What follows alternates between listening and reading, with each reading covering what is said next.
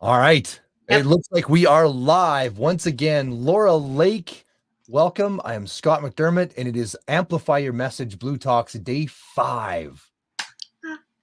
You feel like it's been 5 a little dance. Yeah. 5, 5, 5.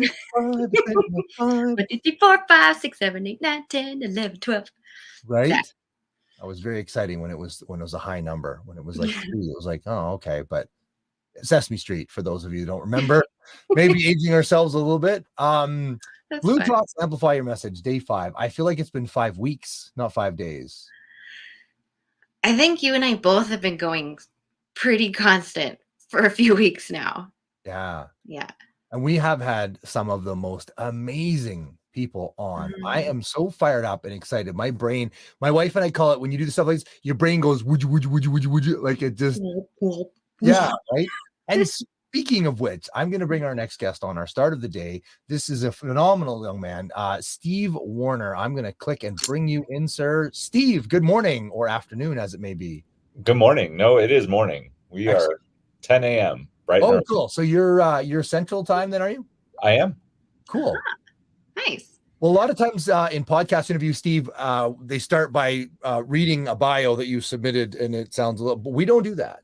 So if you would please, sir, tell us the world about yourself.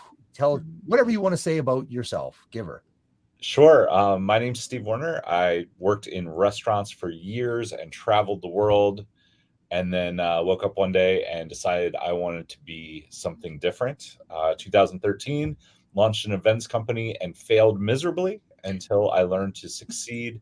I held more than 60 events between 2014 and COVID. And then when COVID hit, we transitioned into webinars.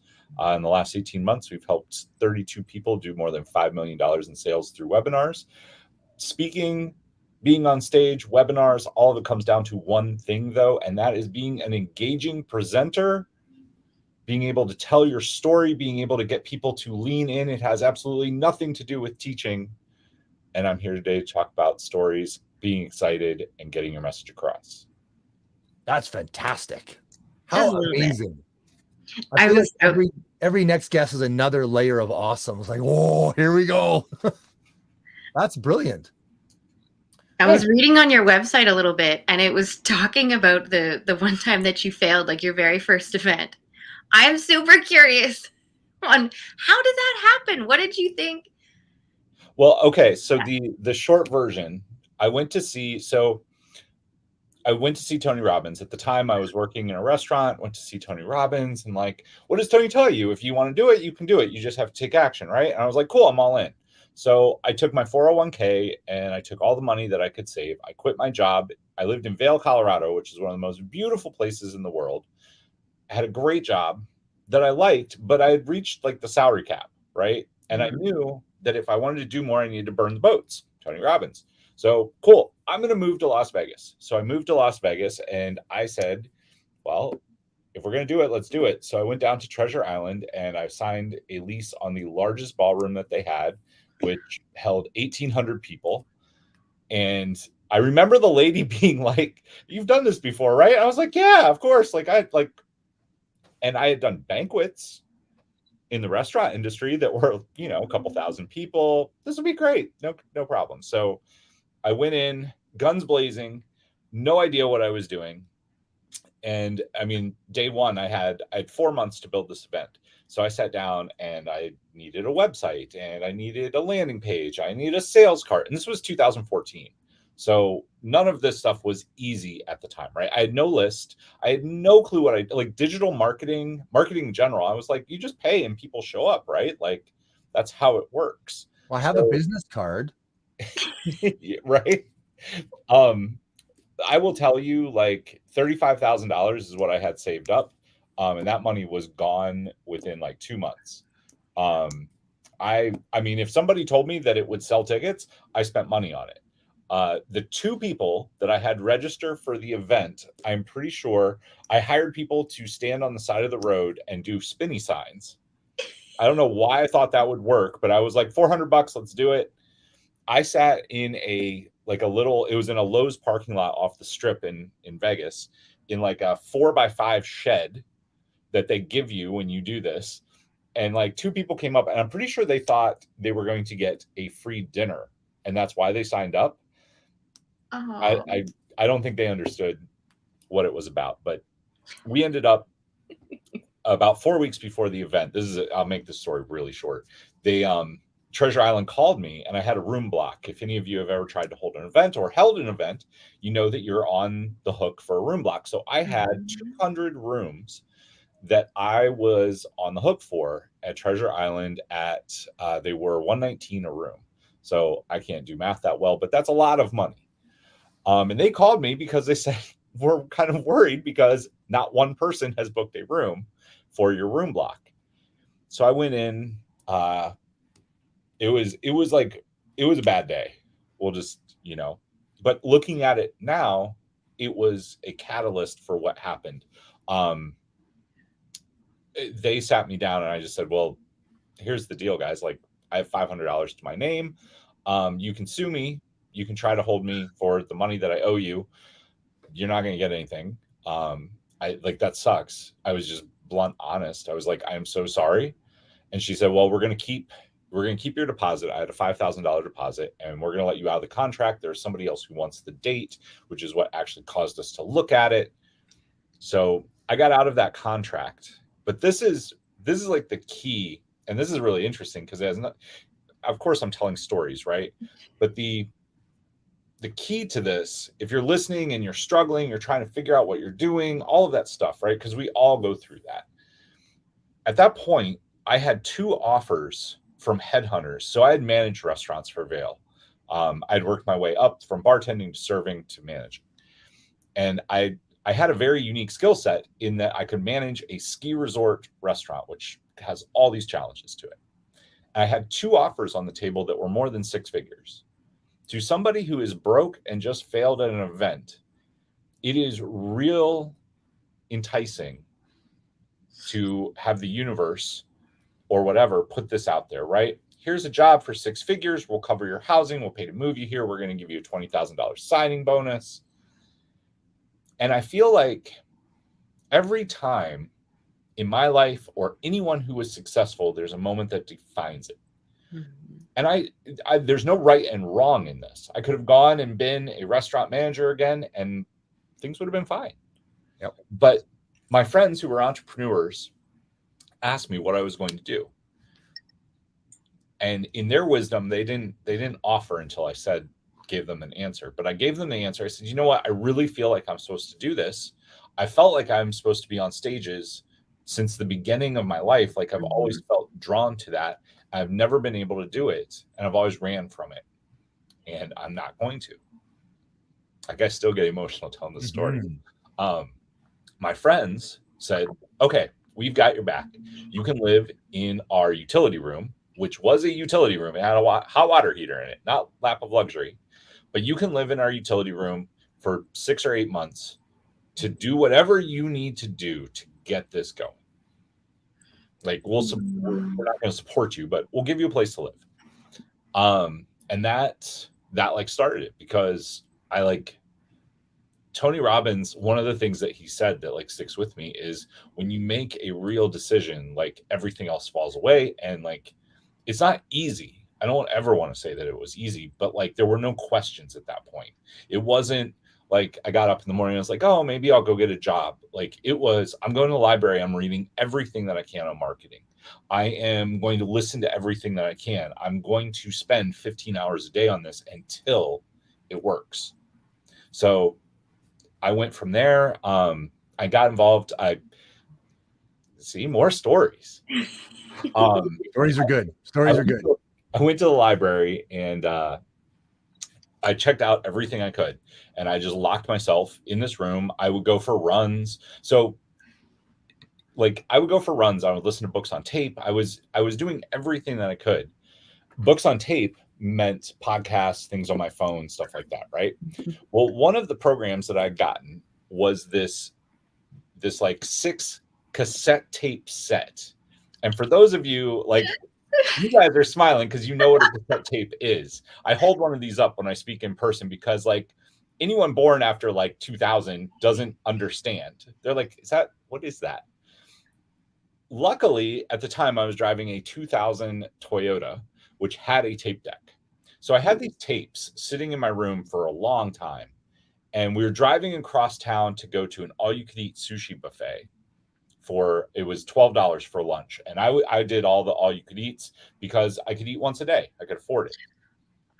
So I popped this tape in, and it was by a guy named Dan Kennedy. And if you don't know who Dan Kennedy is, he is the godfather of marketing. I promise you, if you've never heard of him, he is a grumpy old man. Think Bad Grandpa meets rock star marketer. And like, he's a grumpy old man. His stuff is raw, but it is phenomenal. He started in the 70s. And he is the godfather. Everybody who is anyone, Frank Kern, Russell Brunson, Evan Pagan, Joe Vittle, who else? Mark Victor Hansen, all of them trace back to Dan Kennedy. So I listened to this tape and I got to the sushi restaurant and it was so good. I stayed in the car to finish it. And then on the way home, I went to the thrift store to buy I was like, I need a cassette player because I'm not going to sit in my car. How can I? So I went and I bought a Walkman. If you remember a Walkman, I got a Walkman for 99 cents. Did you? Miles Lowe commented, Sony Walkman time. Yeah, right. And then I got a boombox. So I went through that. I held my first event from what was on those tapes. And for those of you who are like, "Ooh, what's the secret? What's the secret?"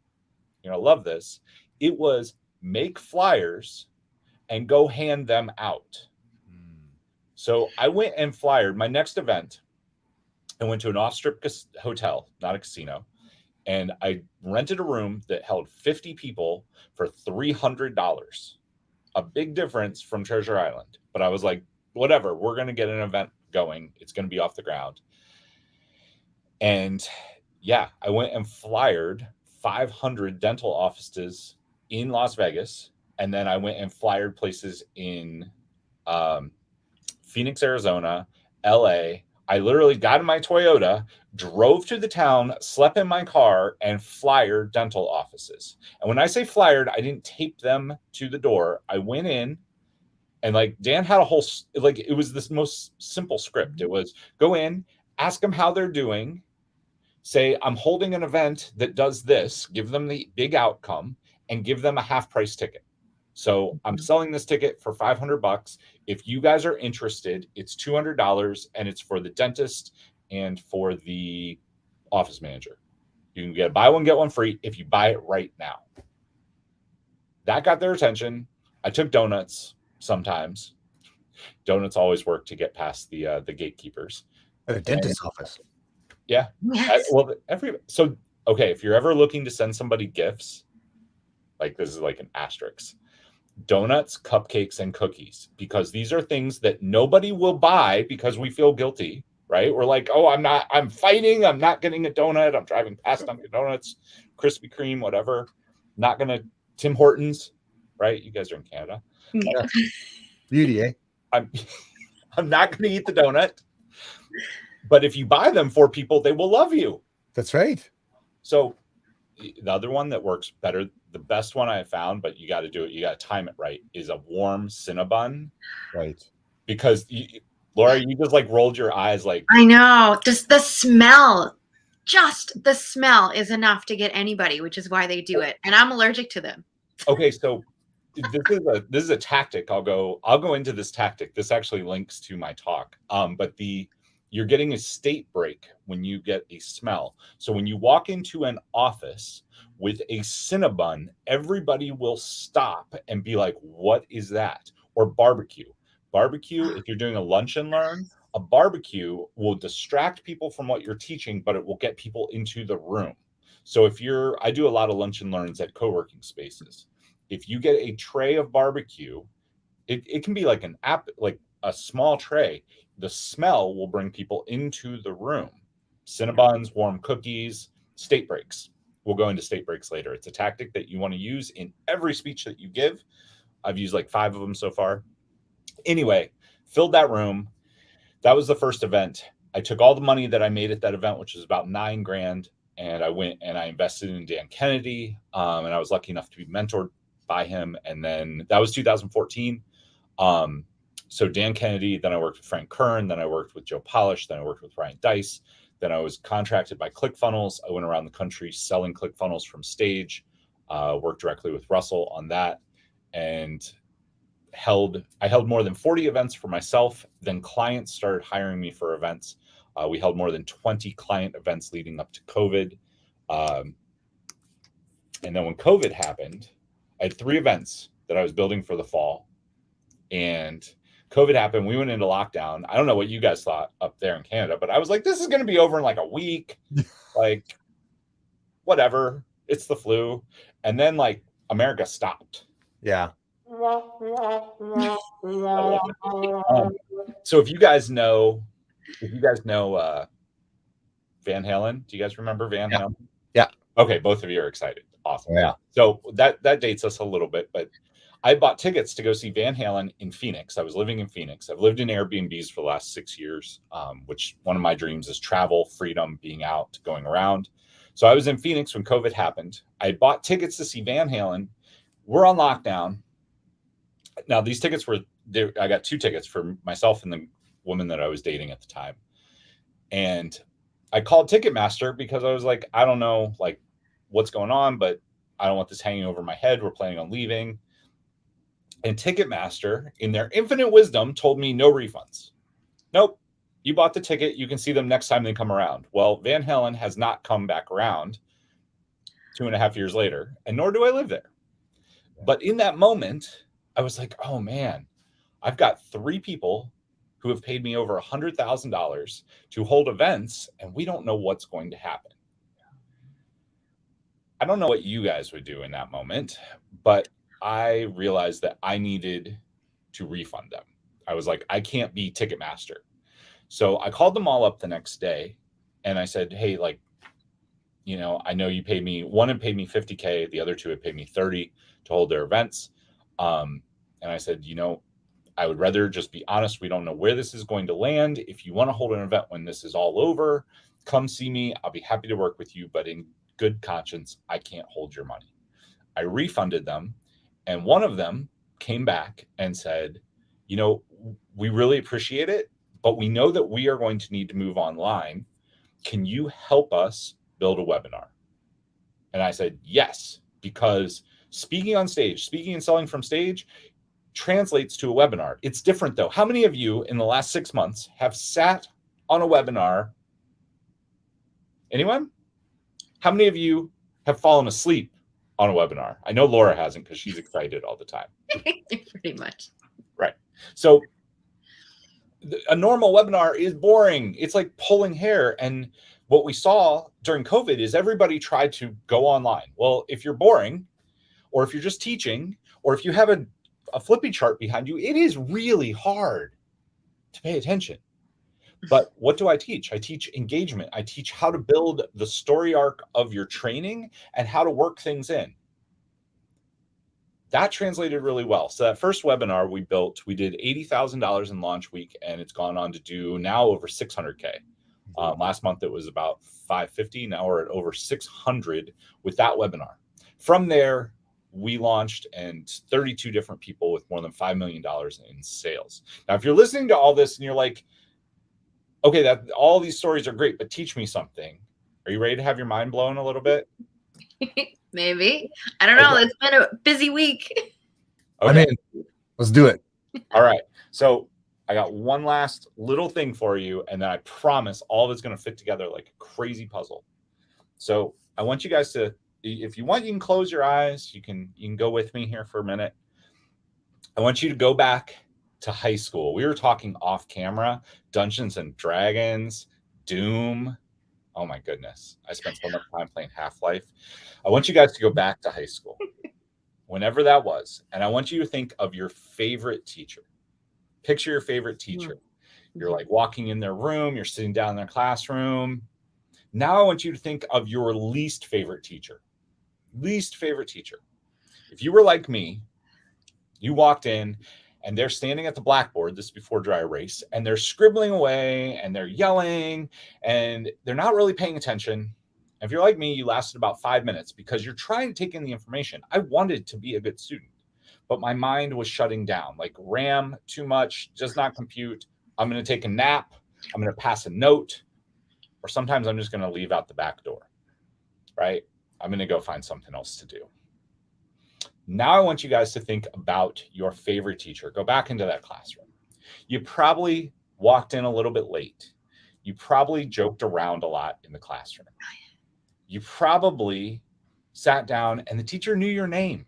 They asked you something about what's going on. If you were in band or if you were in sports, they probably joked around a little bit. They probably had a good time. And they also probably taught you less. They made it more engaging, but they didn't just stand at the blackboard teaching. And now I want you, this is like the center. I bet you can still to this day remember a specific thing that they taught you. Yes. It is not about teaching. It is about engagement and teaching one thing that matters.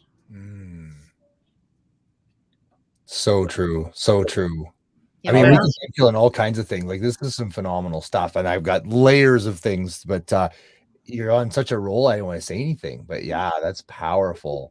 Well, I remember in architecture college, Mr. Pearson, I'm sorry if he's still listening, but Mr. Monotone Pearson, and it was the history of architecture. And it was Wednesday morning at 8:05 a.m.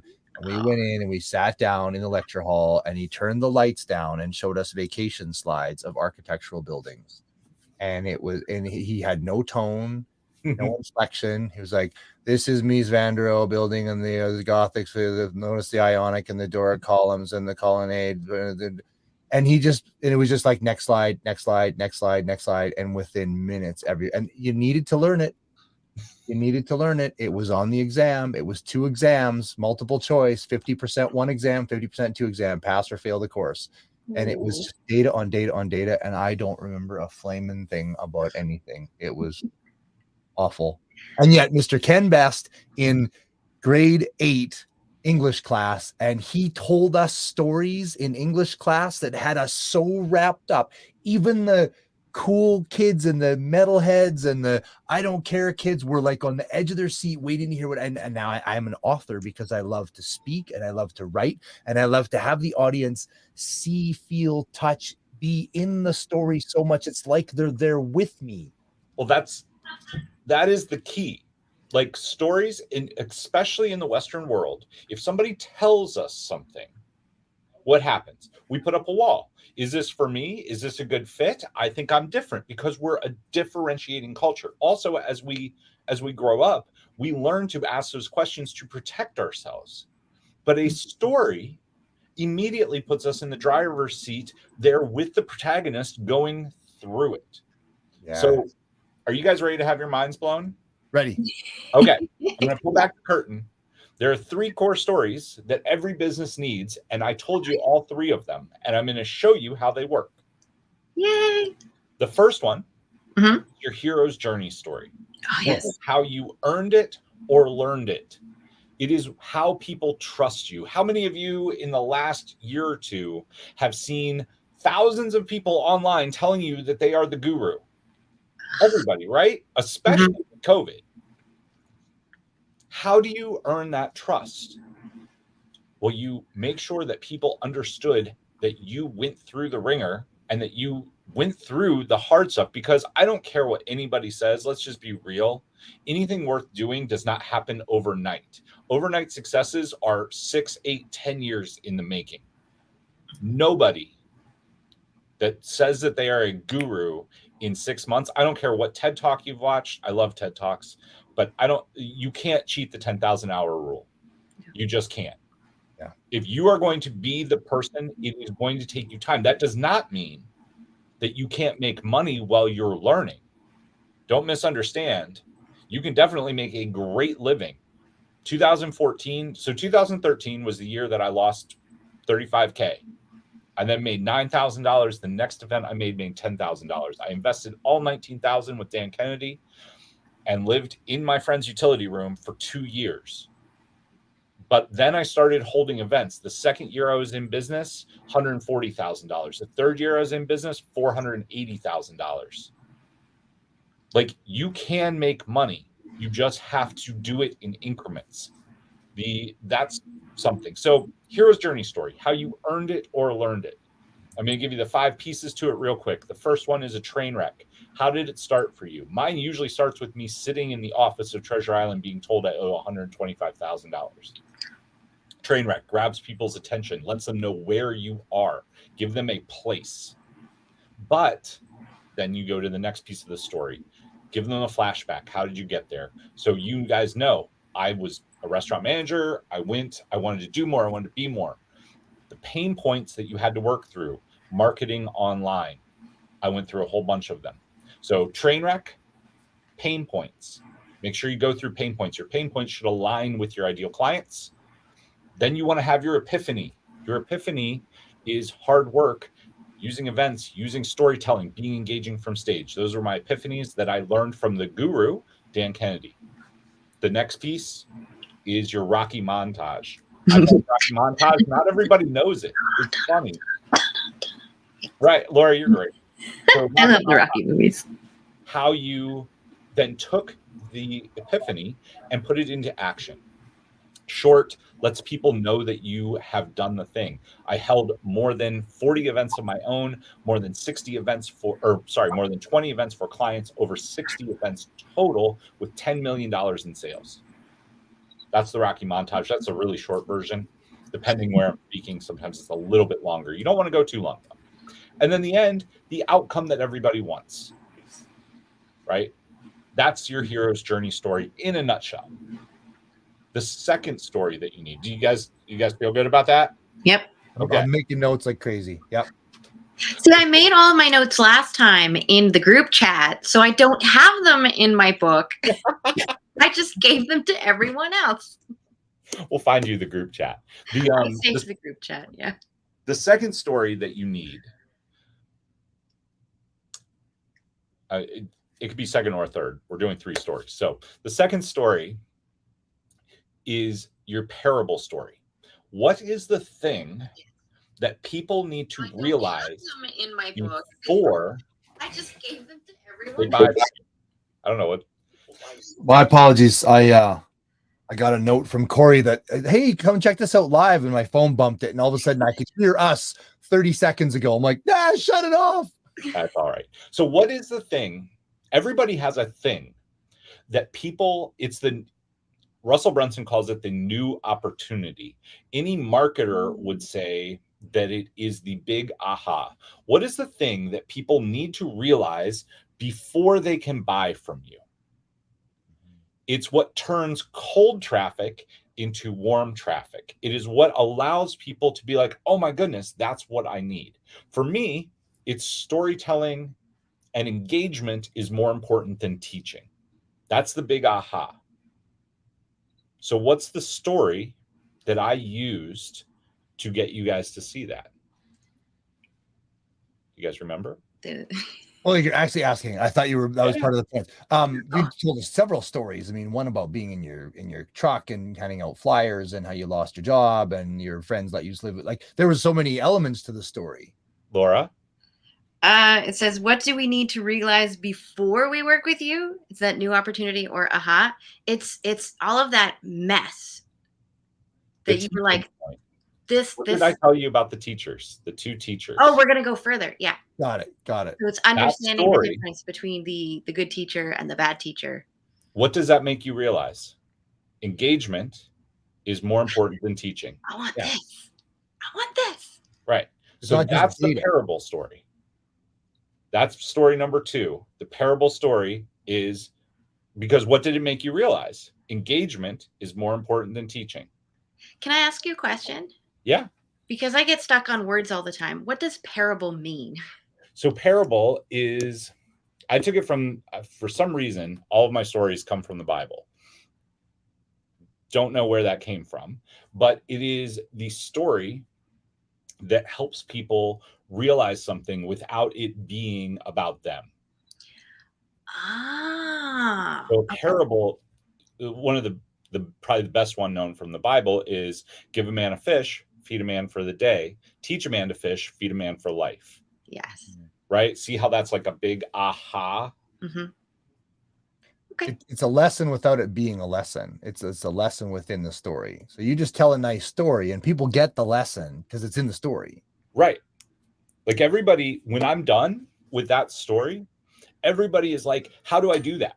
How do I be more engaging and teach less? Because anyone who has studied webinars or speaking on stage, everyone has heard, don't teach. You're over teaching. Teach less. But you still want to give value, right? Our value, this is a big aha. This is like a big moment for me when I realized this, and Dan Kennedy had to beat me with a ruler to get me to realize it. Our ego is fed by us teaching people because we feel like we need to give value, right? Especially in like the coaching, energy work, consultant space. We are told that our direct value is tied to what we teach. We tell ourselves that in our head. Mm-hmm. But in reality, we are at a 10. People listening to us are at a 1 or a 2. Our goal is to move them 1 notch, not to take them to a 10. If you try to take people to a 10 in a 30-minute talk, what happens? It's just like your professor with the architecture slides. Yeah. Our brain gets overloaded. Our RAM shuts down and we're like, we short circuit. Mm-hmm. And but we want to teach. The other thing that happens is, maybe you guys can relate to this. Have you ever been like, I want to learn whatever, right? Let's say email marketing. All the things. What do? You go to Amazon and you type it in and you're like, these 3 books are the best sellers. They have the best reviews. I'll buy all 3 of them. Then the books come in and they go on your bookshelf. The shelf help section. Right. But what has happened? You've scratched that itch. You're like, well, I need to learn email marketing. Oh, I've got this book right here. Even if you don't do it. How many of you have gone to an event and you've taken a whole notebook full of notes? I used to be the guy with like 4 colored pens, 2 highlighters. I was going. And then you got home and the notebook goes down there somewhere, right? When you overteach and people feel like they have all the answers, it makes it really hard for them to buy from you. You need to create open loops. Open loops are beyond this presentation, but an open loop gets people to lean in and say, I want that, before you make the sale. That's how you get people to buy from you when you make an offer. That's we'll call that course 201 down the road. The third story, we'll go back to stories. The third story that you need, the first one, hero's journey. The second one, your parable. The third one, this one's super fun. And like, I'm going to use both of you guys as examples. Yay. So you need to have 3 to 5 of these stories. And these are, quote, values stories. So everybody says, you can trust me. I'm trustworthy. I have integrity, right? Both of you guys are making great faces. What is the first thing that you think if somebody comes up to you at a cocktail party and says, you can totally trust me? Flim flam. How do I get out of this conversation? Right. 100%. So everybody says trustworthy, integrity. Those 2. Would you ever do business with somebody that you didn't feel had those? Probably not. If you do, I mean, you're asking for trouble. Mm-hmm. But how do you, instead of telling people that you have trust and integrity, how do you show people that you have trust and integrity? Mm-hmm. How do you show people that you have exhibited that? Mm. So if you guys think about my story, the Van Halen story, it's about concert tickets. It's about an 80s hair band. But it's also about the fact that I refunded over $100,000 out of my bank account in a single day to take care of clients that I had contracts with and could have kept the money. Yes. Very true. 100% true story. But what does everybody know by the time that story's over? I can trust you. Yeah, I had a similar experience. Similar experience when I shut down my gym in 2020, 18-year fitness center. We shut everything down, sold off all our equipment, and we used the money to pay back members who had prepaid memberships. So if you spent $1,600 on a boot camp membership and it was only 2 months old, I owed you $1,400. And so you either got to buy equipment at cost or I gave you cash. And we took care of all of our members. That spreads. We'll see that. Absolutely. Yeah. I mean, you could have filed, to be crystal clear, you could have filed bankruptcy, Yep. or you could have walked away and said, you know what, COVID, haha. That's, I mean, how many businesses did we see do stuff like that? Totally. And what's the gut reaction? Well, businesses suck, blah, blah, blah. Like, but instead, when you have integrity and you stand up, people remember that, and it does affect business. So and people would say that. They're like, Scott, just declare bankruptcy. And I'm like, I live in this town. I'm going to see these people in the grocery store. I need to be able to look them in the eyes with a smile on my face and know I did what I had to do. Yeah. I didn't just walk away and take the easy road. This is powerful, powerful, powerful stuff. So the other piece of the value stories, and we'll wrap this up. This isn't too long, is everybody wants to feel like they've got a person, right? Everybody wants to feel like, I need an auto mechanic. Oh, I got the guy for you. It's my friend Jimmy, blah, blah, blah, blah, blah. Well, how do we do that? Especially communicating through email or social. And we tell personal stories. If you are vulnerable and real and authentic, and you're a little bit quirky, people remember you, right? I mean, Laura, you've got it going on in spades. But that's what people want. They want the behind the scenes. If you look, Dean Graciosi and Brendan Bouchard do this amazingly well. I love Brendan so much.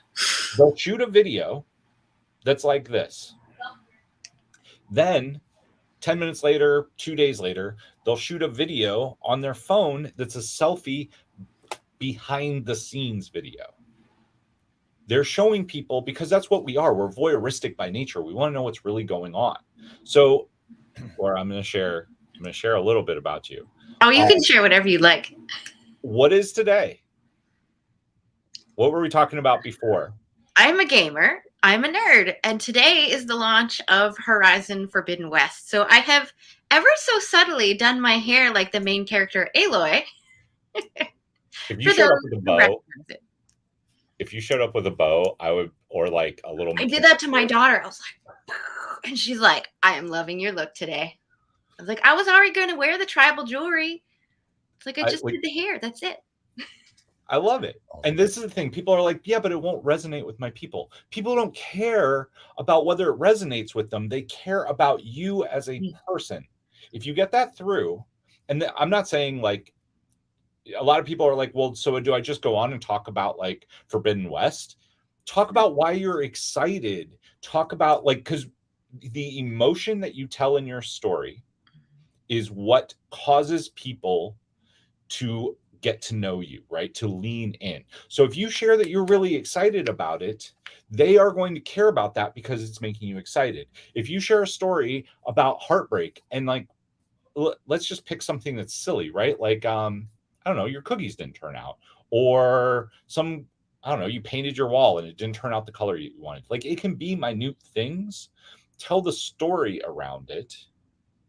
And the emotion is what connects you to people. And if people know 2 or 3 weird, quirky things about you, they will feel connected to you, and it helps you stand out, right? You don't want to just talk about like, I don't know. I got my Mario cup with me today. Oh, there you go. You see, you're all over the place. Like, that's awesome though. Like, being quirky and weird is what makes life exciting.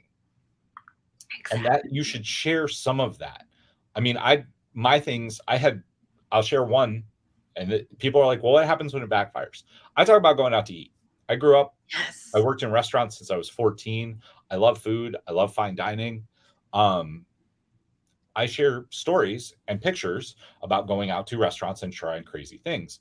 I went to a place and tried chicken hearts somewhere. I wrote an email about it, and a lady came back to me, and she's vegan, so she was really upset.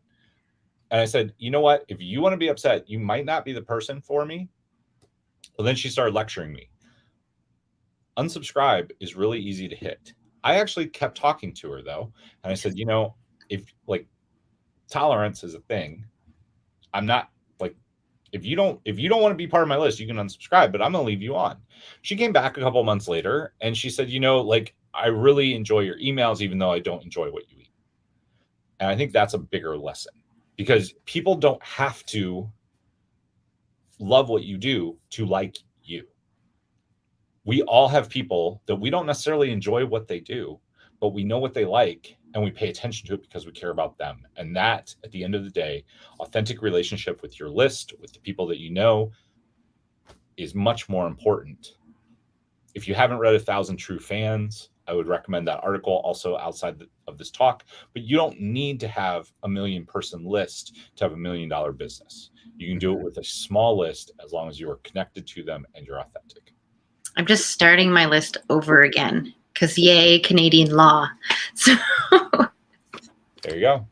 Yeah. So I'm at like 0 right now, but I have about 10 to 20 people who said, when you get it up again, please put us on. There you go. I mean, it has to start somewhere. Mm-hmm.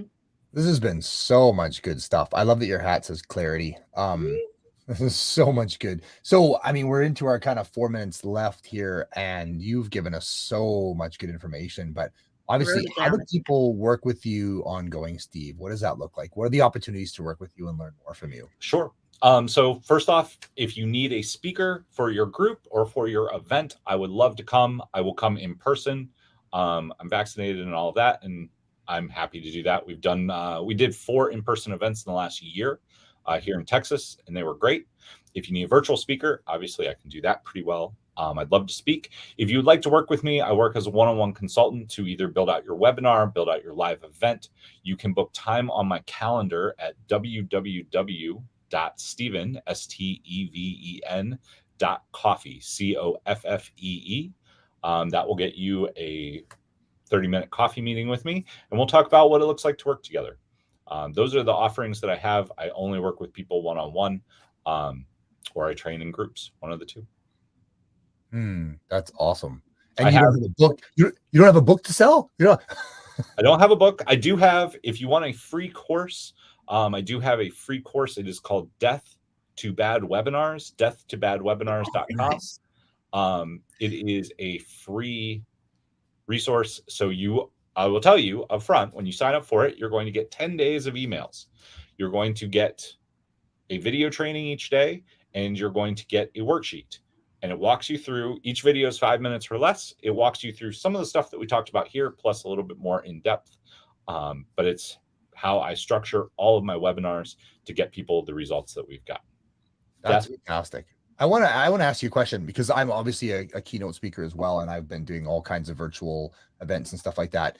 Do you have a preference, like Zoom or Google Classroom or StreamYard, or I mean, there's different ways to play. I play a lot in the Zoom world, but what is your favorite kind of way to play this game? So I have tried, I don't know, probably 10 or 12 different ones. I do Zoom, and I don't do it as a webinar. So I do a couple things. I just do it as a Zoom meeting, and I tell people if their cameras aren't on, I'm kicking them off, because it is meant to be interactive. Yes. I tell them this in the emails leading up to it as well. I'm like, please show up however you want to look. We are going to ask that your camera is on. If you don't turn your camera on, we'll kick you off. So please show up ready to play, because what I do is interactive. This was a little bit interactive, but usually if there's a big Zoom classroom, I will take a break at each one, and I'll call somebody up and I'll build that story with them so that people can see how it works. Because people always say, well, it's easy for you. You're the person on stage. I can do it for anybody. That's what I do. So give me somebody from the stage. We'll pick something out. We'll build their story for them. Then we'll keep going, and I'll answer questions. But I can't do that if it's in webinar format. I can't see the audience. And if they don't have their cameras on, I can't work with them. Yeah.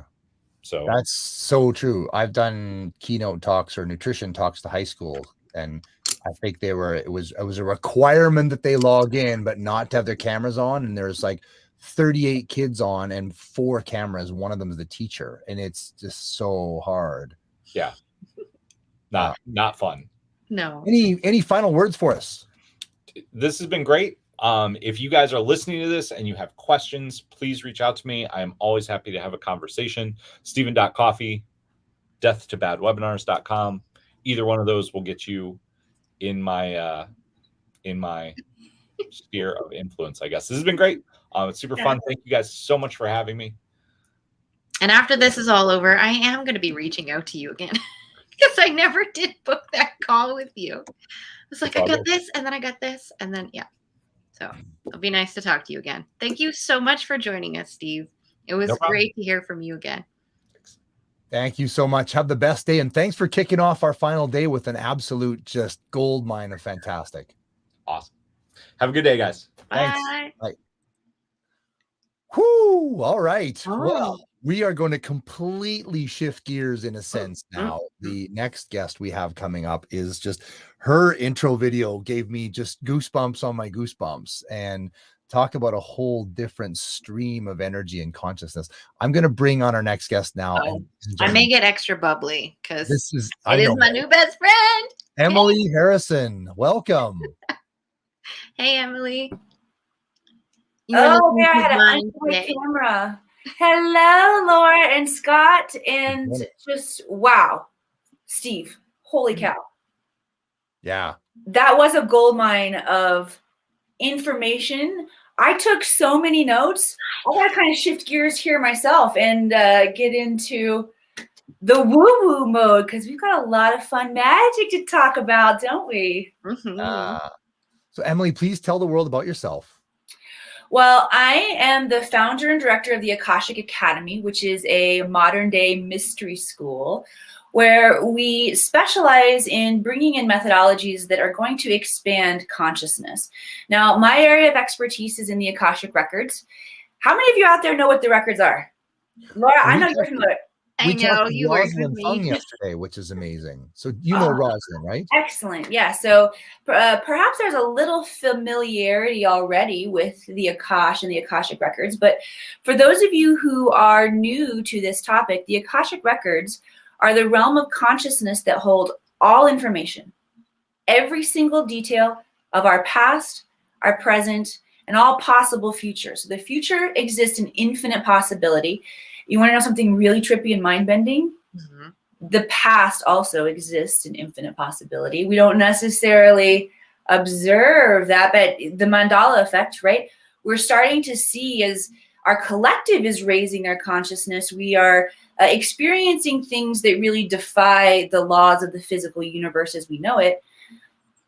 But you know how much of the physical universe we can actually detect with our five senses? 0.003%. That's 0.003%. So as we begin to expand our consciousness, we begin to use our intuition, we begin to engage the other senses that are built into this technology, we can tap into realms such as the Akashic Records and begin to extract really valuable information. So when I'm using the Akashic Records with my tribe, with my clients, with my students, I really focus on, Steve's gonna love this, teaching a man to fish rather than giving the man to fish, right? When I first learned how to read the Akashic Records myself, it was so profound and so healing. And yes, I found that I could do that for others, but I felt like the real gift for humanity is learning to tap into this realm, each one of us individually. And when we're talking about the information, the wisdom, the data of our soul, I feel like it's important that each person have access to reading their own records. And here's what's so magnificent about this space. I mean, if I didn't already blow your mind with how cool it is, the beautiful part of the records, which make them, in my opinion, the most profound self-actualization tool on the planet, is that the information recorded in the Akash is not recorded from the same perspective that we as humans, as we're showing up in this incarnation, having our experience. This is, Earth School is a school of duality. It's a school of contrast. So we learn through deep contrast. We learn through perspective. I love that Steve talked about, I wrote this one down too. He talked that we're a differentiating culture, right? We tend to see ourselves in this separateness. when we tap into the space of the Akashic Records, we are gleaning information from a neutral perspective. And neutral means unconditional love and zero judgment. It is a completely different perspective than how we're showing up, having the experience. So that level of insight is incredibly valuable. We can use it to heal areas of our life where we've taken on dis-ease and trauma. We can heal ancestral patterns of energy. And what's cool is once we negotiate all of our karma, you don't have to necessarily negotiate all of it. We continue to learn. Karma, in my definition, is an unlearned lesson, a lesson that's continuing to present itself so that we can, our soul can get all of what we need to get from that contract of learning. But when we do clear enough of our energy that we can really hold the frequency of self-love, because there's a direct correlation with how much knowledge we can get with how much we love ourselves. Think about it. That's the protection mechanism on this device, because having all of the power and the knowledge and the resource in the universe is a lot of responsibility. So once we learn to truly love ourselves, that's when more and more information begins to open up. And what I love using the records for is tapping into expanded genius. So once we clear enough of our karma and we love ourselves and we know the truth of who we are, we can begin extracting higher forms of genius and intelligence like Nikola Tesla, Steve Jobs, Albert Einstein. Your results may vary. However, I do know that each one of us are unique pieces of a puzzle here on the planet right now in a soul agreement to remember our genius, because we're being called, visionaries are needed now more than ever before, because we need new paradigms for money, for relationships, for education, for jobs. I believe entrepreneurs and storytellers are truthfully the two avatars, the two archetypes that change the planet. It's not the leaders, the government leaders.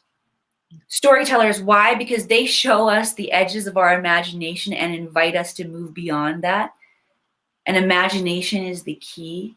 And entrepreneurs, because we create the products and services that are either going to expand consciousness and intelligence or dim it down. Mm-hmm. So how's that in a nutshell for who I am and what I'm here on the planet doing? Any questions, anybody? I have a comment for you. I started tearing up. I'm working on it, because when you were talking about the Akashic Records, I remember you bringing me in for the first time, and I'm totally going to cry now because it's just, it's still so emotional.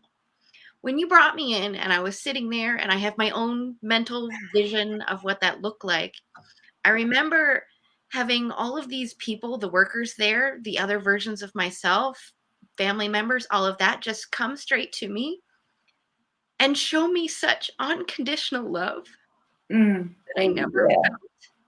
That I remember just shutting it out. I was like, I can't handle this. This is strange for me. I don't like it. It's a little off-putting. And you kept me going with it. You're like, that's the experience that you need to learn. One of. It's like, wait until you explore that a little more. Mm-hmm. Wait until you can actually get in for more than a few moments to start to read some of those things. So I want to say thank you for that as I continue to tear up. And it's since then I have noticed a huge difference in my receiving love, receiving money, receiving, compliments, receiving about my being, not my doing. So I just want to say thank you so much for that. Oh my God. Oh, my pleasure. I love my job. Yeah. This is what it's about. Thank you. Thank you for allowing me to stand in my mission. Where do you find people, I guess, get caught up in the whole, they want to label it woo-woo. And to me, anybody that labels something woo-woo just doesn't have an understanding of what it is. So they just classify it as, here's the dump term of woo-woo. Where do you find that resistance is for most people when you do talk about the Akashic Records? I want to say too, I think because it's safe. It's safe to say that because you don't have to, because I hope I'm right, but going into the woo-woo is vulnerable because you've built your stone walls and your barriers and your shield and you're protected and you understand this reality. But if I go into that, well, what if I discover something I don't know how to handle or deal with or process? Yep. Because it's vulnerable. Yeah. Yes, I hear you. I'm so far down the rabbit hole. Let me pull myself back up so we can have a little more civilian conversation. Talk about epic storylines. I feel like that fear that you talked about, Scott, has been instilled. It's been brainwashed into us. It's part of the mental slavery, how our sovereignty has been taken away, how we've been dumbed down and not allowed our consciousness to expand, because we've been indoctrinated to think that this is dark, that this is evil. I mean, you could categorize or find any number of storylines where this information is vilified, but look what happens when we polarize this information. And that's why the information has been hidden for so long here on the planet, is because this is really the key that stands to free society and free humanity. I believe the Akashic Records will level hierarchy on the planet. Because once everyone learns to tap in and has access to the same level of information, which after the election, when Donald Trump was elected, there was a shift in our system. Lots of shifts, but here's an interesting one in particular. Trump's campaign hired Cambridge Analytics to collect data on what was known as the impressionables out there. And so much money was invested to collect this data that it actually shifted data to be like the #1 most valuable commodity on the planet above oil, right? For me, I'm like, hell yes, people are getting it. Information, they're not getting it the way they think they're getting it yet. They're getting like a surface level of it. Information data is the most valuable resource that we have on the planet. And when everyone has access to the same data through this resource, we will level hierarchy. Now, so I believe that the fear has been part of the paradigm that has caused this information to be suppressed. But it's really interesting. Once one begins to step into this realm and begin to play, the fear goes away. The fear is only from the outside. Last June on the solstice, I went to Mount Shasta for a super deep woo-woo initiation. It was called the Initiation into the Order of Melchizedek. Melchizedek is the lineage of the magicians of the mystery school. And I decided that I wanted to spend 4 days on the mountain, sleeping on the mountain by myself. And I got the idea and it felt really good. But then once I start ordering my tent and stuff off Amazon, like the butterflies are coming in my stomach and I'm like, shit, I'm kind of scared. But as I drove into Mount Shasta, so it's about a 3-hour drive from where I am here in Reno, Nevada. Vortexes are tough to get to. You have to fly into a reasonably near airport and then drive in. So Reno is one of the closest airports, although I already live here. So I just had to hop in my car and drive. But as I'm driving in, you two, and as I cross the forest line, all of my fear evaporated. It went away. And I was held in the frequency of nature.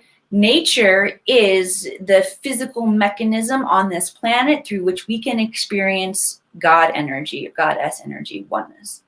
In every civilization across the galaxy, there are different mechanisms in each one of these different star systems and different places that our consciousness can show up, mechanisms that we can experience God. And nature is one of them. And as I crossed that line, it just evaporated. So yeah, there's fear. And if you're curious, play, because there's such truth and safety and a familiarity of your soul when you're working with someone that you trust. I mean, I will definitely say there's, I play super Pollyanna in this and don't encounter like bad spirits or demons or possession or any of that darkness. There's a much different reframe that I use for that energy. But I will be honest with you, like you can come face to face with your shit in whatever way it presents itself to you, whether it's presenting as like a monster demon or you instantly identify it as your trauma. So this work, nothing is meant to be done alone. So I definitely recommend having the right person to create space and to hold space for you. And then, Laura, to answer your question, where do I find the most resistance is we don't trust ourselves. We don't trust our intuition. One, we don't really understand how the intuition works. So there's a gap there in our understanding, which can make it difficult to trust ourselves. But many of us are dealing with self-trust as part of our karma, as part of, you know, our trauma. We've made decisions along the way that didn't work out quite as well as we thought. And there is a subconscious pacts that we make with ourselves not to trust ourselves in certain domains. So I find that's really the first place that we work with the self-doubt, is because self-doubt for me encompasses that trust factor and also not necessarily understanding how the technology works. Did that answer your questions? It really did. I find the same thing with the clients that I work with. It's those mess-to-message style solopreneurs and entrepreneurs like we have here, where they want to tell their story from the stage. Their first hurdle, I guess, is that their story is not about them. If you're sharing it with the masses, it's not about you anymore. And so they have to jump through that other hurdle of the self-trust. Like, you have to learn to love that darkness inside of you. Because if you speak from that darkness that's still inside of you, you're now identifying that darkness and bringing it up in others without giving them that energetic switch. So that I love that part of you. And that's why I think you're brilliant and why we should work together. Whereas when I speak from that place of love and healing within me, it's like, I have gone through the karmic lesson, and it's because I've done that energetic shift that I can now speak to your darkness with truth and trust to help you speak your story that is no longer about you. So good. Corey Poirier, I love you, by the way. I know. Corey Poirier is so incredible because he gives us the mechanisms, the formulas, the structures to create our talks, the opportunities for that matter. Yet there's energetic work that must be done on the quantum level. And I love that we're talking this and we're beginning to like create some methodology and formula here. Because Laura, I wrote down, you talked about the importance of that first step being coming into a space of wholeness with your shadow and loving yourself. What was dropping in as you were sharing was step 2. How do you guys feel about being seen? I mean, know that is step 2. Right? That's another huge part of this energetic process for visionaries to stand boldly in their story, which the world needs to hear. You're right. It's not about you. It's about the bigger picture of how we're shifting. But that requires a human underneath it who has because all of us have been challenged, have had challenges around being seen. Yep. Now we have to go in and do the inner work so that we can feel confident, excited, and passionate about being seen. Yeah. That's some challenging work out there. Oh, yeah. How do you feel like you two are personally on that, on your own journey in terms of being seen? Well, and I wanted to really jump in with this because this is phenomenal. But when I said about being afraid, it wasn't about something negative coming from the Akashic. It was being afraid was about being vulnerable and using my experience so that maybe this helps to frame it. But I'm an ultra distance triathlete, and I kept, when I was on the verge of doing well, I would do something really stupid to undermine everything. Self-sabotage, yeah. Self-sabotage is huge. And at the World Championships of 2015, I cartwheeled down a highway at 70 kilometers an hour, 45 miles an hour, and shattered a bunch of things, including my skull.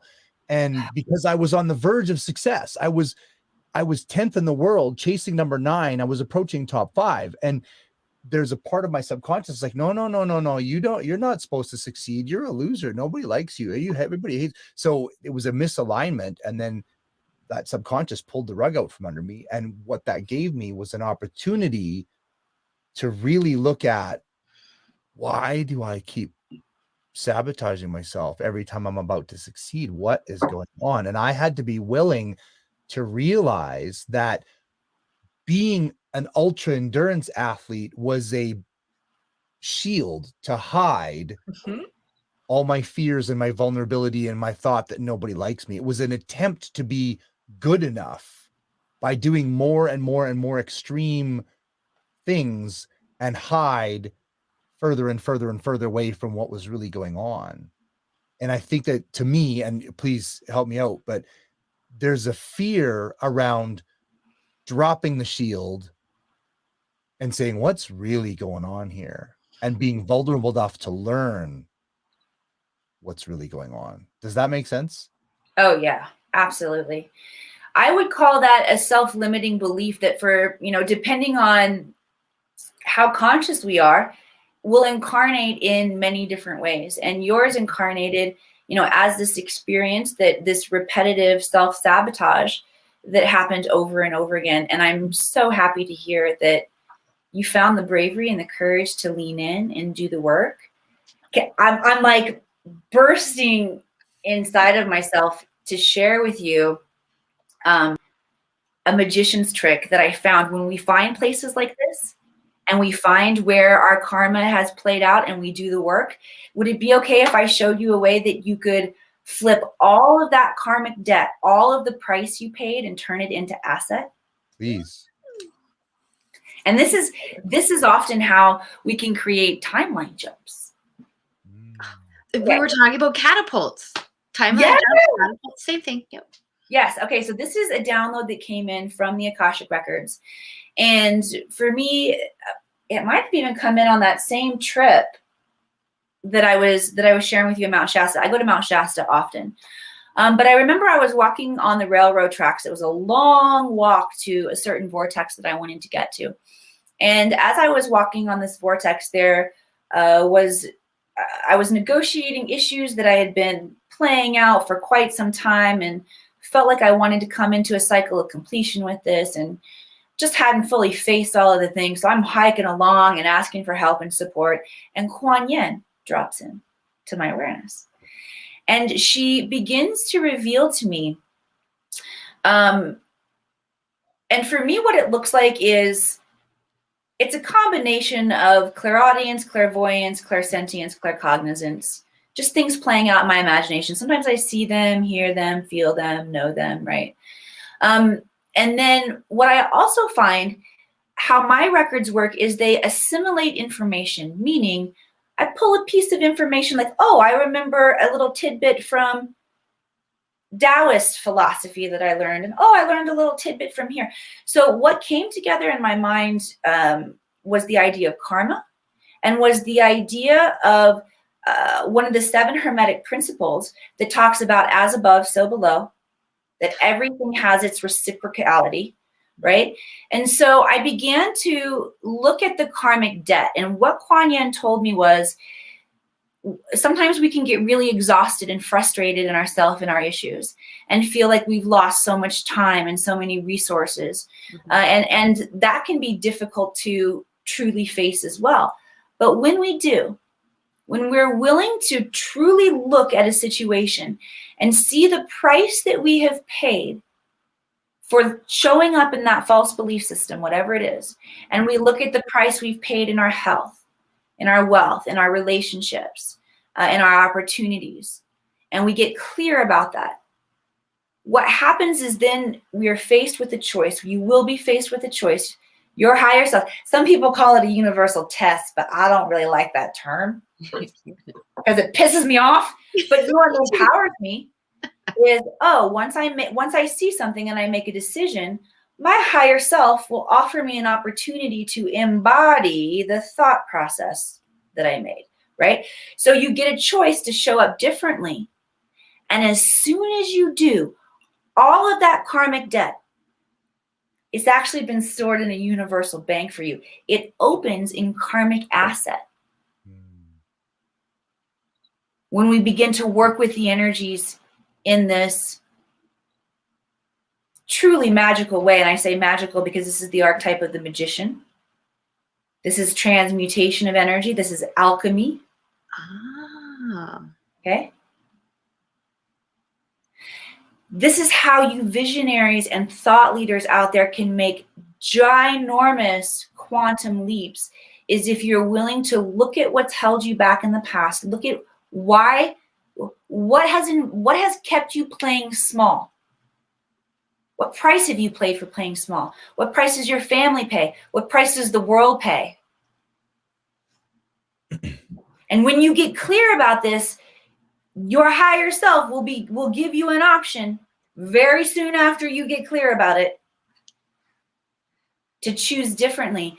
And the doors of opportunity will fling open for you. I promise. It is I don't promise. It is the promise of the work. It is the promise of understanding how the laws, the higher laws of the universe work. Sometimes I think of it as a bubble with walls that are my boundaries or my comfort zone. And that every time I open a door, if I leave that door open, it expands my comfort zone. But if I shut it right away because I'm afraid, I'm still stuck in that same spot. But the doors are always there. And I can open them at any time I want. And they're my doors. So, I mean, I have the keys to all of them if they are locked. It just prevents people from coming in. I was saying earlier this week that I play movies in my mind on how to understand what it is and process what it is that I'm hearing and seeing and reading. So I have all these little visual analogies in my head. So I can extract from the vocabulary that you just chose to use there, Laureate, that your primary clair is clairvoyance, clear inner vision. Yes. You talk about movies playing, you talk about seeing visuals. And reading people's eyes. Yeah. It's a visual thing. It's interesting for somebody like myself who has some sort of sensory element to all of this, but is rooted in facts and science and data and trying to balance those two worlds, right? So I'm a personal trainer and I study nutrition and I coach people on health and eating well and stuff like that. And I always come back to, I try to balance those two things. Like when I'm coaching people in a group and they have a daily mindset video, it's very minimal about what to eat and very big about why you're being and doing what you're doing, because that's the bigger part of it, right? So I'm constantly, it's like the challenge I find is the rabbit hole on this goes so far. And how far do you go where you've completely lost? I don't know. It's amazing. I'm so curious about learning more. How do people work with you to learn more about this and still kind of be grounded? Because I think you can learn so much about this. You just unground and you're just floating. I don't know if that makes sense, but it makes a lot of sense. And I would love the opportunity to show you what it feels like to have all of those things in balance. I mean, for me, I feel like the spirituality and the science of it, the woo and the science, they go hand in hand. There's no differentiation for me.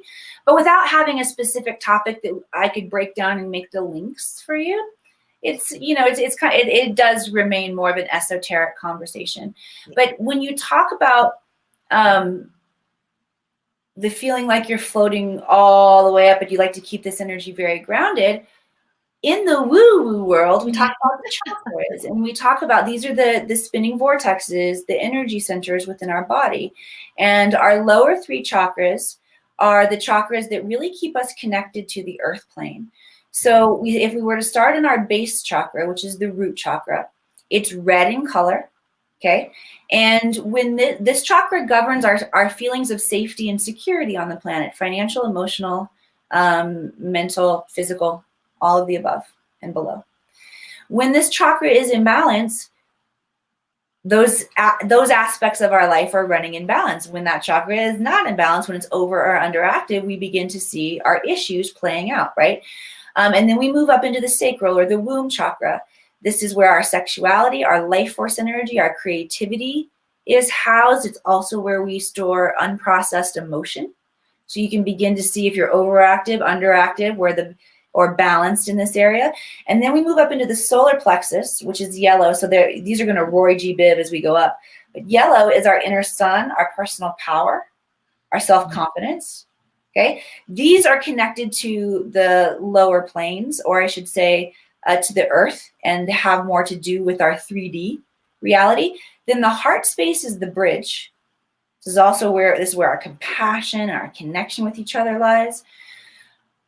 Scott, I believe that once we drop the consciousness from the monkey mind down into the heart mind and we begin to process with the neurons of the heart, all of this stuff makes a lot more sense. And then we move up into the upper chakras, which we've got throat, speaking our truth. This is also where we manifest. Whether you believe in the Big Bang or God spoke the universe into existence, it comes from sound. This is where we make our sound, right? Then we've got third eye, our intuitive center. This is where we send and receive messages, our imagination. And then we've got the crown. This is where we all process our relationship to God, the God energy. And so when all of these things are in balance, what happens is like the information is running through all of them simultaneously. So you begin to take all of this esoteric woo-woo stuff from up here, and it begins to mix with those lower energies where you're like, oh, I get now why I have this financial lack and scarcity, because, right? So it's as the information begins to become cohesive in the body, all of these centers can begin to talk and communicate, and we reestablish a wiring of communication where we can understand ourselves more dynamically. Can I like continue with that for a moment? Me too. I'm going to continue. I'm going to give you the science of it, okay? Because I am definitely that person who is half creative, half technical, and this is where I shine, is to take those two worlds and put them together. So I love the woo-woo and I love the science-based. What all the chakras are is each of them are aligned with our hormone centers of our body, and our hormone centers are the messengers that tell the body what to do. We also have 3 brains. So this is the brain most people use, but our heart is actually a brain. As Emily mentioned, there's neurons in there, right? There's all of those connective centers, and same thing in our gut, which is where those lower chakras are as well. So if we're thinking with all 3 brains and using all of those neurons, this brain is just the command center. Our heart brain translate emotions and our environment to this brain, but then our gut is taking our environmental cues, conscious and subconscious, to tell the heart how to feel based on our beliefs, and telling the brain what to do and command back to everything else. So there's a bit of the science, like, to connect those two for you. Hopefully that helped. That's amazing. So my question, I guess, when you were speaking there, you're just blowing my mind all the time, which is amazing. I love it. You really brought me to an awareness, like my root chakra turns off all the time, or does shut. I don't know what it does, but like adrenal fatigue, money stress, like it's like I can feel when everything's working, because I'm just like, this is so amazing. My life is brilliant. It's great. And then all of a sudden the next day I'm like, something's not firing. And I just feel, oh, wow, how am I going to pay the bills? And oh, I'm so tired. I need a nap. But so how do you tie into that? And like, is it a switch I could turn back on? Like, what did I do to turn you on? Well, if you were coming to me and we were going to work together in your records, here's what I would suggest. Okay. And it sounds like there are patterns with you that are really repetitive. You feel like you're just coming up against the same thing, reincarnating over and over and over again. When that's the case, my hunch is that this originated outside of this time-space reality, or we would call that a past life. Okay. I do believe that everything that we experienced in past and future lives, we can find evidence of, and like string theory, it's connected, and we can find places to work within this life. But when it's been over and over and over cyclical like that, sometimes it can be helpful to move into a past life. So I would try a couple things on you. Past life might be a little too woo-woo though for you still, but maybe just to play, we would find the connections. So what I would do first is I would take you into your records, and I would ask your guides. So once we get into the records, we come into contact with masters, teachers, loved ones, and guides. Okay, masters are ascended masters, can be archangels as well. Teachers are light beings who are lesson specific. They come and go based on what we're learning.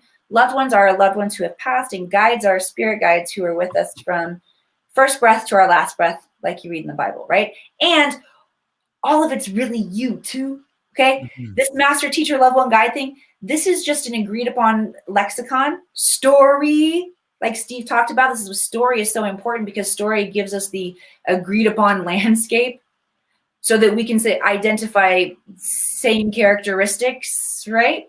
But really it's all you or God, okay? But just to give you like a high level view of what's going on in there. So I would ask your guides, once we got in, to take you to the a memory where an earliest memory in this lifetime that you can remember, where this belief system was playing out, and we would look at it, we'd examine it, and we would see, here are the two ways that okay, these are the things that are important in healing. Once we find that place, it's really important that we begin to understand from everyone's perspective. So say it's a belief system that you realize you got from your father. Okay, let's hold intelligence on this. So how I do that is I hold light. Everything in the universe is energy. Sound is a particular vibration of frequency that stores and transfers knowledge. Light particles do the same thing. So once we're in this memory field, I'm going to call in light or intelligence from the Akash to illuminate the situation. And then all of a sudden you'll be like, oh, you'll start getting all of these new thoughts coming in because we've brought in light or the equivalent of new thought.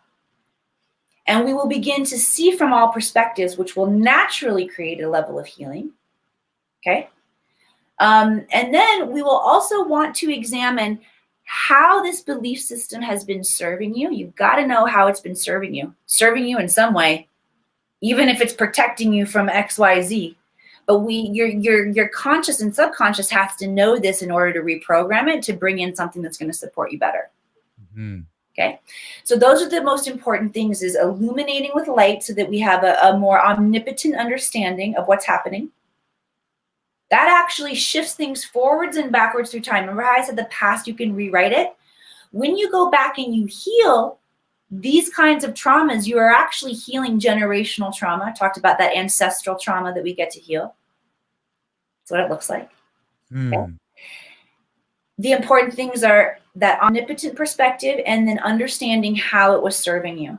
And then once you understand how it was serving you, we'll rewrite the code, or we'll say, all right, I get that. I'm not going to choose that one anymore. What am I going to choose instead?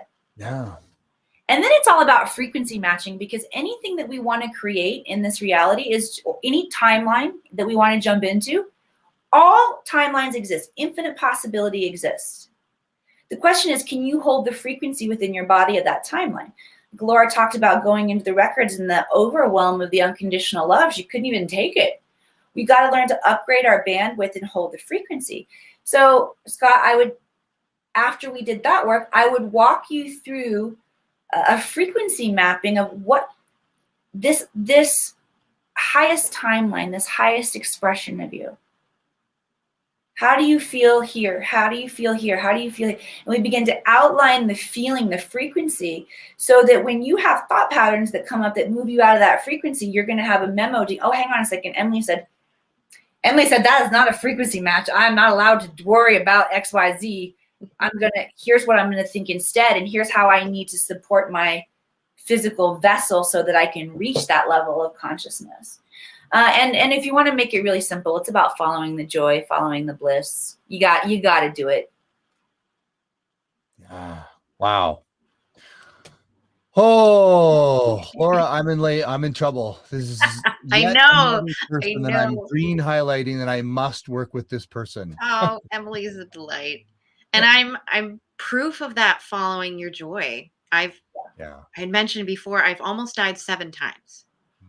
7. That's a lot. But what has gotten me out of those deepest moments, those darkest moments, was following my joy. Whatever that looked like in that moment. Because it was just, what's the one step further up on that energy frequency. And then, okay, I'm here. What's one step up on that energy frequency, or that scale that Lance was talking about? Well, it's an interesting road too, because when I'm following my bliss. When I'm coaching people for health and nutrition and mindset, I just enjoy and I love it. And it's so easy and it's great. But then I go, oh, I can't pay my bills. And then I'm out. I'm stressed and I'm down. I'm, troubled. And I have to just go, you know what? That whole do what you love, the money will follow thing. Just trust that you're doing what you need to be doing and keep just helping and serving and helping and serving and helping and serving. And then, but holy crap, we're so in the hole. Never mind. That's that winding road I find myself on. Did that for years. Yeah, it sounds like a belief system. Sounds like an energetic thing. Yeah. And here's the other. You know what belief system is, right? What? It's a bunch of BS. I love it. It's just a bunch of belief system. Yeah. That was good. But I wanted to, to ground this back in. Yes, there are switches that we can flip when we find a belief system that we need to shift and change. But generally, there's going to be more nuance and more layers to it too. And I'll give you an example. I was able to, I had a success ceiling. Mm-hmm. I realized, so before I became full woo, I was an actress in Hollywood. So I grew up small town Missouri. That if you've heard the story before, the Midwest girl that pulls the plug on life, takes the bus to Hollywood. I didn't actually take a bus, but I took a lime green neon. Remember those Dodge Neons? It was literally the only car on the lot that I could afford, and I needed a car to drive to get to Hollywood. But I was 19, pulled the plug on my life, moved to Hollywood, was an actress for 20 years. And the abridged version of the story of where I created my success ceiling was soap operas came after me pretty quickly once I got there. Meaning I'm getting all these auditions for soap operas, and I'm like, this is not why I came to Hollywood. I was very to-do about why I was going to be an A-list movie star. I did not want to do soap operas. And after being in Hollywood for a long time and experiencing the truth of what it's like to be there, and I just had my first child, and I was waiting tables. I think I've been working in restaurants since I was 14 as well. Cool synchronicity. But the soap opera came in, offered me a fantastic role. One of the lead roles, the woman who I was replacing had won the Emmy 3 years previously. People loved her. So I negotiated with myself and my dreams, and I took the role, even though it wasn't what I wanted to do. And so I was lying to myself the entire time. I was trying to be like, oh yes, this is so great, right? But you can't fool the soul. And ultimately what happened was I went over like a turd in a punch bowl. I love that saying. It's so, right? But everybody loved the lady who was on before me. They did not love me. I had just had my first baby in Hollywood. I'm sure there were some postpartum things that were happening there. I mean, I think we all go through like this giant, all mothers, we go through this giant shift of energy. I was lying to myself about how I really wanted to show up in life. Then I ended up getting fired from this job. And I was 26 years old. 26-year-old Emily did not have the capacity to manage all of that pain, trauma, embarrassment that I felt. And so I created subconsciously a success ceiling, meaning soul contract with myself. If this is what success looks like, I don't want it. Hurts too bad. And I found that I could not make more money than where I had left off in that year that I was on the soap opera. And I realized, oh shit, this has got to change. So once I found that success ceiling, I didn't understand it until I went into the Akashic Records and asked for that illumination, right? And then I asked my guides, okay, now I see this, what do I do with it? They showed me medicine to create, things that popped up into my field. In the land of woo, there are certain tools. There are transmutation tools, alchemy tools, spiritual tools or quantum tools, technologies that change one energy and change it from one form into another. Okay, just like the alchemist that you likely read about, changing lead into gold. Mm-hmm. We transform these old patterns into new patterns. And I needed a transmutation tool, and I needed a little bit of tapping and some Chinese medicine philosophy about how my somatic, or how the soft tissues of my body were storing somatic memory. And so I did this tapping and this chanting and energetically cleared the success ceiling, got clear in my 3D mind about what actions I was going to take in my business. And literally within 6 months, I had quintupled my business. It happened very, very quickly. And then the challenge is learning to hold the energy at a higher level, okay? I also found, oh, I can make a lot of money. I cleared the success ceiling, but then I realized, oh, but I'm not necessarily holding wealth. I can create money, but I'm not necessarily holding wealth. Oh, I must have some energy leaks in here. And then I had to begin to address my self-worth. Emily's strong enough and brave enough and innovative enough, she can make money, but is she worth the wealth and the safety of being able to hold it and increase it? Right? So yes, there are easy little flips that we can make, but you will be invited into a high level of mastery with your work if you are here to change the planet, like I think you all are who are watching now and on the replay. Yep. Yeah. Wow, you just nailed me. And this is why I love Emily so much. Oh my God. So wonderful to have well, you. We're into our we're in overtime, and our next guest is waiting. This has been just amazing. And you know what? I'm so clear on, Corey Poirier is a phenomenal human being, and he's created Business Life in the Universe, bLU Talks. And it's so clear, like even just our guests today in the next 3 in succession is we have very business, very universe, which is they're all about life. And our next guest is very much back to business, but it's all about life. It's the 3. How can people work with you, Emily? What's the best way to get a hold of you? Send me a message on Facebook is really the easiest way. I have a large presence here. I'm happy to connect with you. Also, is it cool if I just plug a link into the chat? And then if anybody wants to connect with me that way and hop on my schedule, you're welcome to. 100%. Thank you so much. Thank you too. Love to all of you, Corey and the family, and I'll see you guys again soon. Awesome. Bye. Thank you so much. Whoo! My God. Yeah. Wow. See, now I'm all energized again. Just wow. So great. Wow. Well, our next guest is going to be phenomenal as well. I'm very excited to talk to this gentleman. I've been, of course, as we do, looking them up and reading all their stuff a bit online and kind of creeping them out a little. Not creeping them out, but creeping their profile. Creeping out. Oh, I use the word creeping. Right? I creep their profile. I know, right? Looking at their profile. So I'm very excited. I'm going to bring him on here. Ladies and gentlemen, this is Ely. Hi, Ely. Hey there. It's good to see you guys today. I think the proper word is stalking. Sure, stalking. That's better. Stalking, yeah. People say I've been creeping you on Facebook. Stalking is maybe better. I don't. They're both negative. So good. So how you doing today? Oh, so good. Good. My energy is just way up here. Yeah. It's been an exhausting few weeks, but every time somebody new comes on, I was like, oh my God, I love this person. And then it just ups, and then I get tired, and then, oh my God, I love this person. Yep. Yeah. That's what connecting with people does.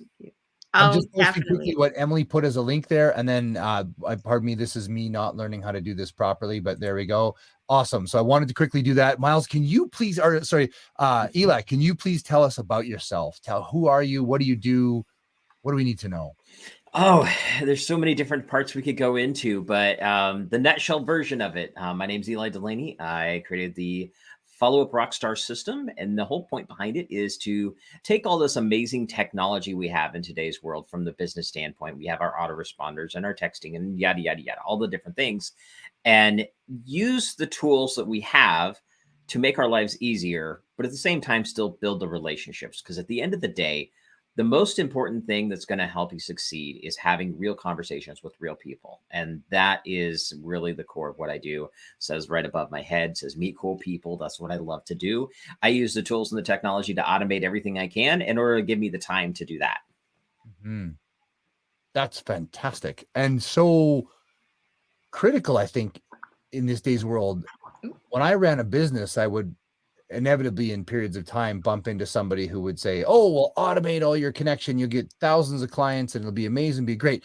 And then you get some automation system that's blindly posting stupid comments that make no bloody sense. And I would never talk like that. And I would never say that. And it was inappropriate because you auto posted something that was completely ignored the thing that they answered back with from the last auto post. And it's a train wreck. Yeah. I'm a big advocate against that kind of stuff. So first and foremost, your personality, your voice is most important. And I always tell this with clients, and sometimes I get a lot of kickback from it, they love the idea of automation, but they don't realize you got to put the work in to begin with, because it's still you. It's your voice. Somebody else writing for you is not necessarily going to be the right thing. Somebody trying to be you is definitely not the right thing. And, you can have, I've written emails for clients, but I learn their personality and then I give it to them and say, okay, we need to go through this because we need to change some things that are more your voice before we send it out. That's where it starts. Now, everything I do is about the methodology and the psychology of why stuff works. Interject your voice into that. That's the key, is because I do understand human psychology. I understand why people think, what gets them to react, how to create engagement. And a lot of that is the science side to it.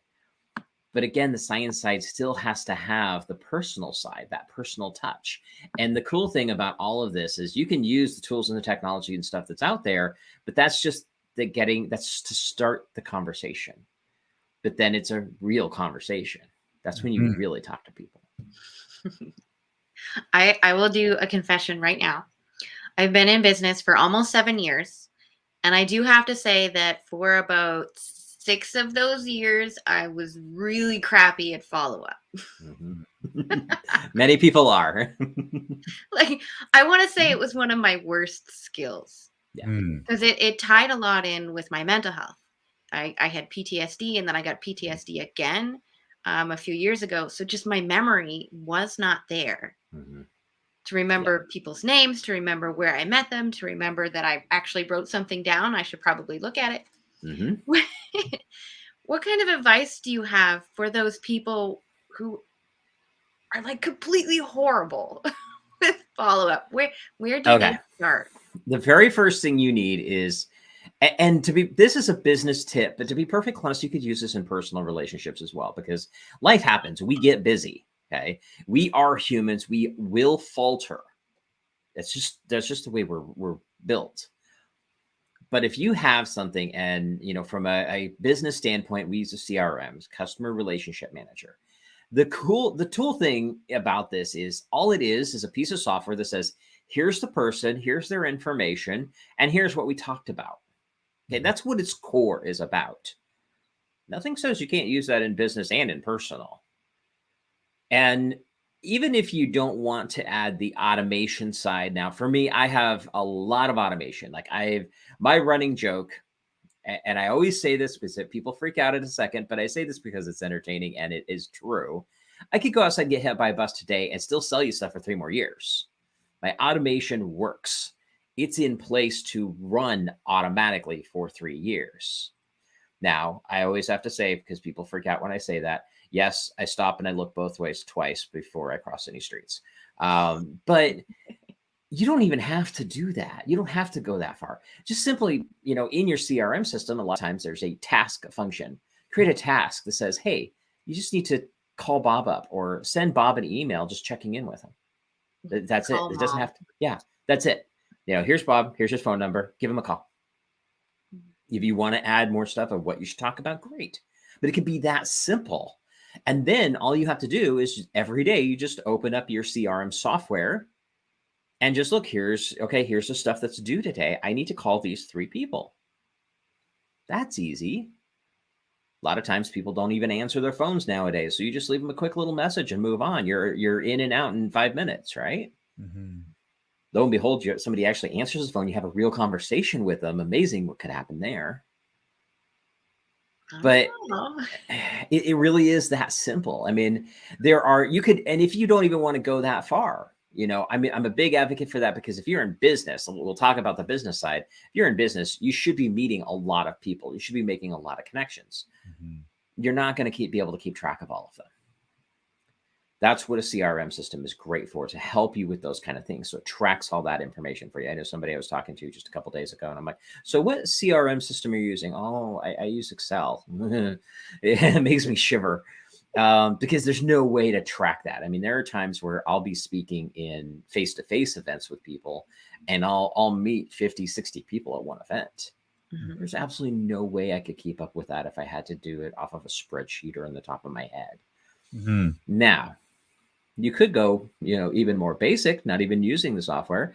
When you meet somebody, create a task in your Google Calendar for, you know, a month down the road or 6 weeks or however far out you want to go.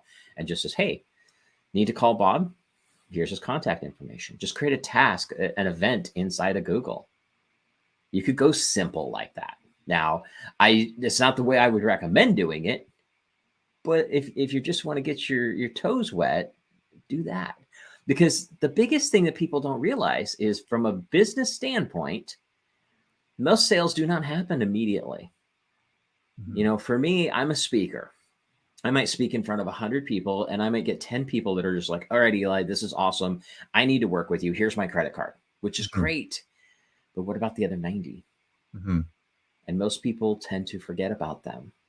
They don't do anything to follow up with those people. And that's when I first became a speaker. That was what was important for me. Was my first thing was, well, what about these guys? What's wrong? How do I build that and show them that I can help them? And so that's where my follow-up processes came into be. And now that's what we do as a business, is helping people set things like that up. So it's all in that automation process. So your job is to work on the front end, get in front of people, meet people, have cool conversations, let the software do most of it. And then it gets people to raise their hand and go, okay, let's have a talk. And then it restarts that dialogue. Let me ask you, sorry, Laura, go ahead. Oh, you can ask and then I'll ask. Go ahead. Okay. I know you can tell when the speaker's great. We're both like, ooh. One of the biggest challenges that I face, and so in my past of running a 15,000 square foot fitness center with 27 staff and 800 to 1,000 members, we had a CRM system. It was, of course, right? Yeah. But it was interesting. We used MindBody Online for the longest time. But there was at one point, I've heard great things about that software. There's cool things. Yeah. There's some things that are good, some things not. But yeah. So with any software, but that's kind of the root of what I'm getting to, is that I remember a period of time in my business there where we really wanted to just do a better job. So all of a sudden I was using MindBody Online, Acuity for scheduling. Oh gosh, there's an auto text responder thingamahooly. There was this calendar thing. There was a document thing, that Zapier, that pulled everything together. It was connected to a website. There was a Facebook poster. Like, all of a sudden I was spending $1,500 a month on different softwares and trying to get them all to dance together. And it became the whole focus of my life was to manage software. And I was like, well, wait a second, this is what I want to do. And so now, with the whole state of the world in the last 2 years, we shut my gym down and I lost everything's gone. And then I rebuilt my life. And so I came back to, well, what do you really want to do with your life? Well, I still love to coach people. I have 24 years of knowledge of fitness and nutrition and health. So now I teach online programs. Okay. But I have zero systems. I'm the system. So now I have 50 people in a month playing on one of my programs, and I have to try and hold, where did they come from? Was that WhatsApp or Instagram Messenger or Facebook Messenger or a text message or an email? And somebody wanted me to do something. Who was that? And where did it come from? Or I'll get an e-transfer that says, Michelle has sent you $97. Michelle, who? What? Okay. So I'm a mess. Okay. I can have so much fun with you. I knew you'd do I got it. my green highlighter for people I need to work with ready, Eli. All right. So first and foremost, there's always going to be no one software is going to be perfect. Okay? There just isn't. We've tried a few different times.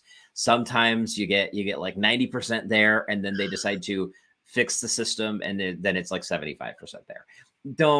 You'll never find perfection. So don't worry about it.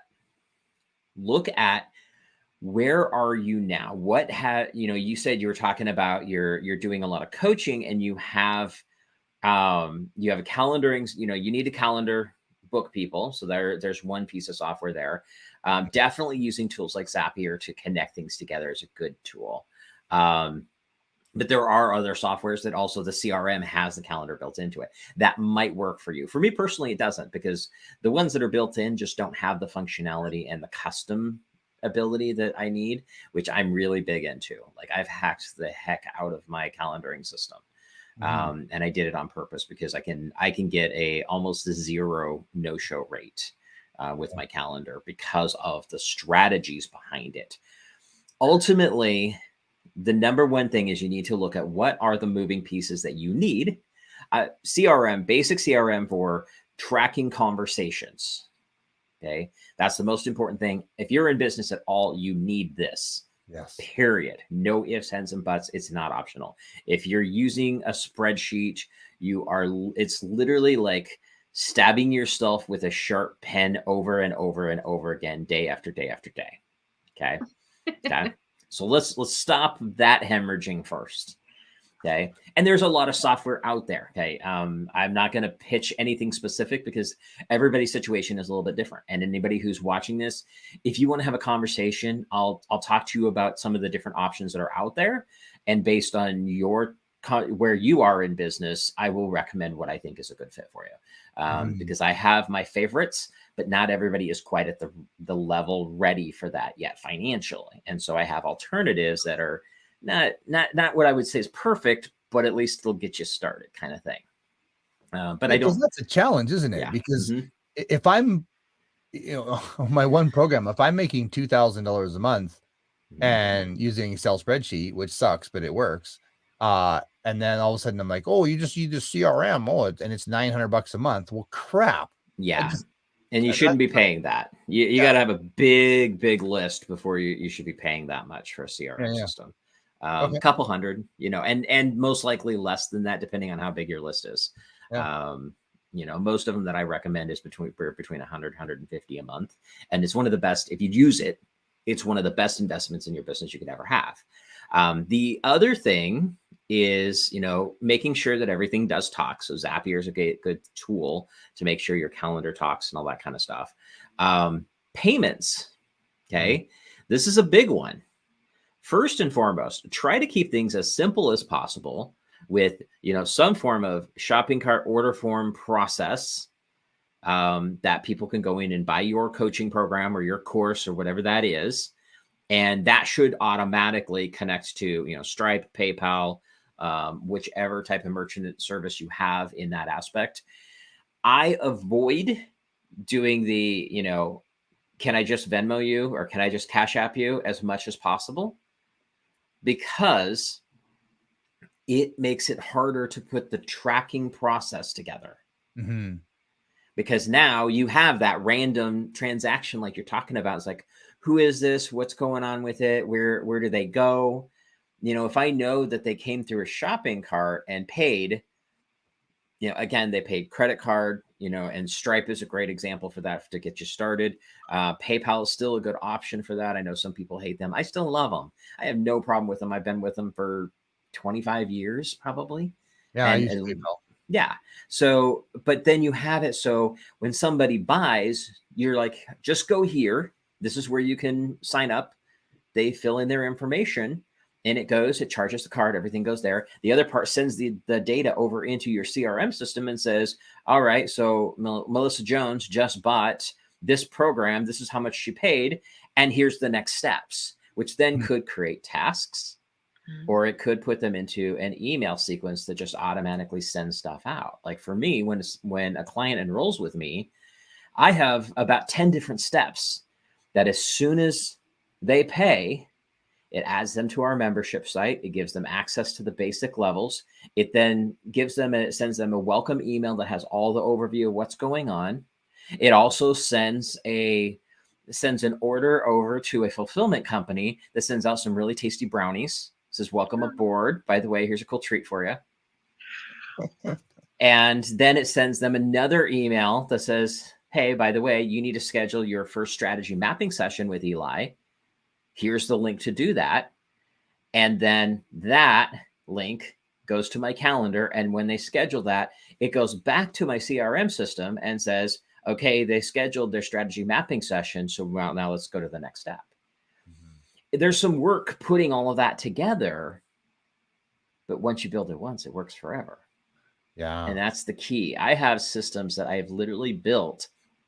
I had one at a webinar that I built. It was on demand. It was when it was still an automated webinar, which nowadays is kind of like faux pas. We don't really do those a whole lot anymore, but I was an early adopter of those.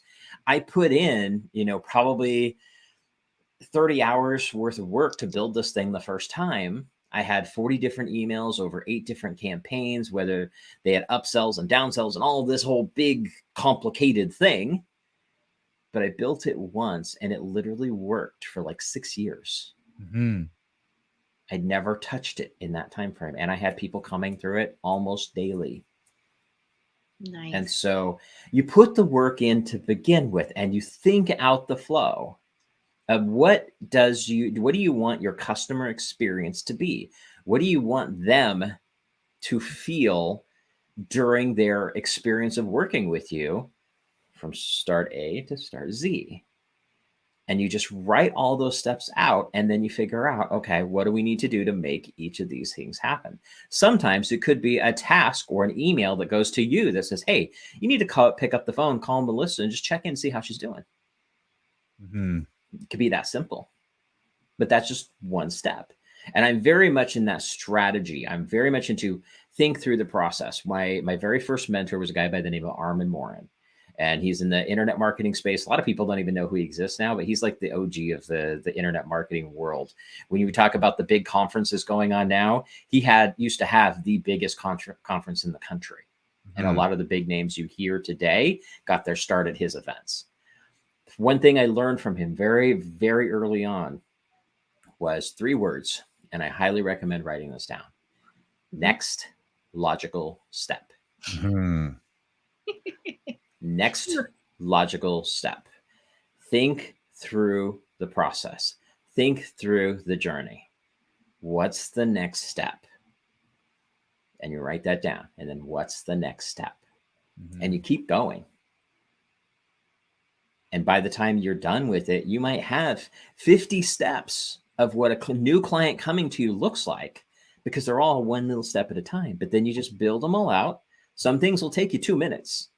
Some things might take you a bit longer, but you take it one step at a time, build it all out. And then you always ask everything, is there a tool that we could use to automate this piece?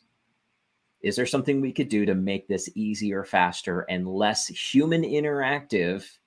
Because of the fact that we as humans, if it's on us, we're probably going to forget. Yep. So, I mean, worst case scenario in my world, I recommend making a task saying, okay, call this person. Here's their phone number. Here's what you need to ask them. That's the worst case scenario. If I can have a system that does a lot of that for me, that's even better. But then interjected with that, you have actual physical things, which are that type of thing. You're calling them because you still want to have real people-to-people conversations, because that is the key. That's the most important thing. But when you start getting more connections and more relationships with people, it's harder to keep up with that. Yeah. I used to do a ton of networking, especially before the world went crazy. And it was not uncommon for me to meet 50 to 100 people every month. Mm-hmm. And these are people I would literally shake hands with, have conversations with. There's no possible way for me to keep up with all of those people. I mean, 50 people, not too bad. 100 people, that makes it a little bit difficult. But when you get to 1,000, 2,000, 3,000 people, and I'm not kidding when I say I've got those kind of numbers. I have over 5,000 people in my phone Rolodex mm-hmm. that are people I have actually shook hands with, had real conversations with. Yeah. There's no way I can manage keeping track of all those people by myself without using the tools and technology to help. So let's talk about some fears now, because I have some fears, always have, around this kind of stuff. Okay. My first fear is that I am a very social person. I'm an extrovert. I love that human interaction that isn't automated. Yeah. So my first fear is, oh my God, if I go with a CRM, even if it's a basic CRM, how much of that personality and that me am I taking out of my interactions? First and foremost, nothing, because your CRM's goal is to help you track what you talked about, track the people. Your brain, and I say this across the board for every one of us, but your brain is not big enough to remember everybody.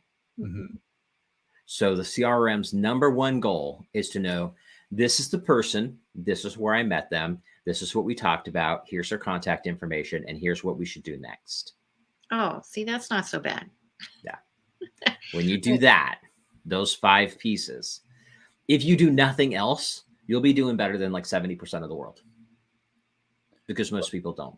And I forget who we spoke with, Laura, earlier in the week, but I've put myself in a position where I'm doing a phenomenal job with 20 or 30 people, but God forbid I'm successful. Yeah. Most because if I get 80 to 100, it's a train wreck, because I cannot manage that much individual, personalized, one-on-one manual effort. It's just not, there's not enough hours in the day. Yeah. Well, and as you grow, that's one of the things you definitely have to kind of put into your mindset of what does that next step look like. You know, one of the things with that, and we help clients kind of figure out, okay, you're at this phase right now, which is great, but if you get any more, the train's going to go crazy. Yeah, and it's going off the tracks. So how do we adjust what you do to make a better impact for your clients, help them even better, but leverage your time better? And there are, like for my own program, I run a hybrid program. So there is some one-on-one, but most of it is in a group format. So it leverages my time better. But the cool thing is that the way we structure it, it gives us the ability to actually help our clients even better than we did when I was doing it just by myself, one-on-one. Right. Yeah. So then my other fear. Okay. It's like I have let's get rid of the fears. These exactly, because I know I'm not the only one. I know that, you know, CRM feels like this big, massive program that I have to put a lot of work into, and I'm just like, I don't have time for that. Yeah. I know that's where I was. Yeah. So my other fear is that I don't exactly know how they work. Like, is it automatically set up to read all my emails and my text messages, and like, where does every one of them is going to be different. Every one of them is going to be different. And so some of them are designed to connect in with your CRM, your texting service. If you have something like that, there is some of that going on. However, not all of it. And I wouldn't overly complicate all of that. So you can, you have an email from somebody, you can literally copy and paste that email into a note in your CRM. It'll take you 4 seconds and just save it. Now you have it over there as well. Okay.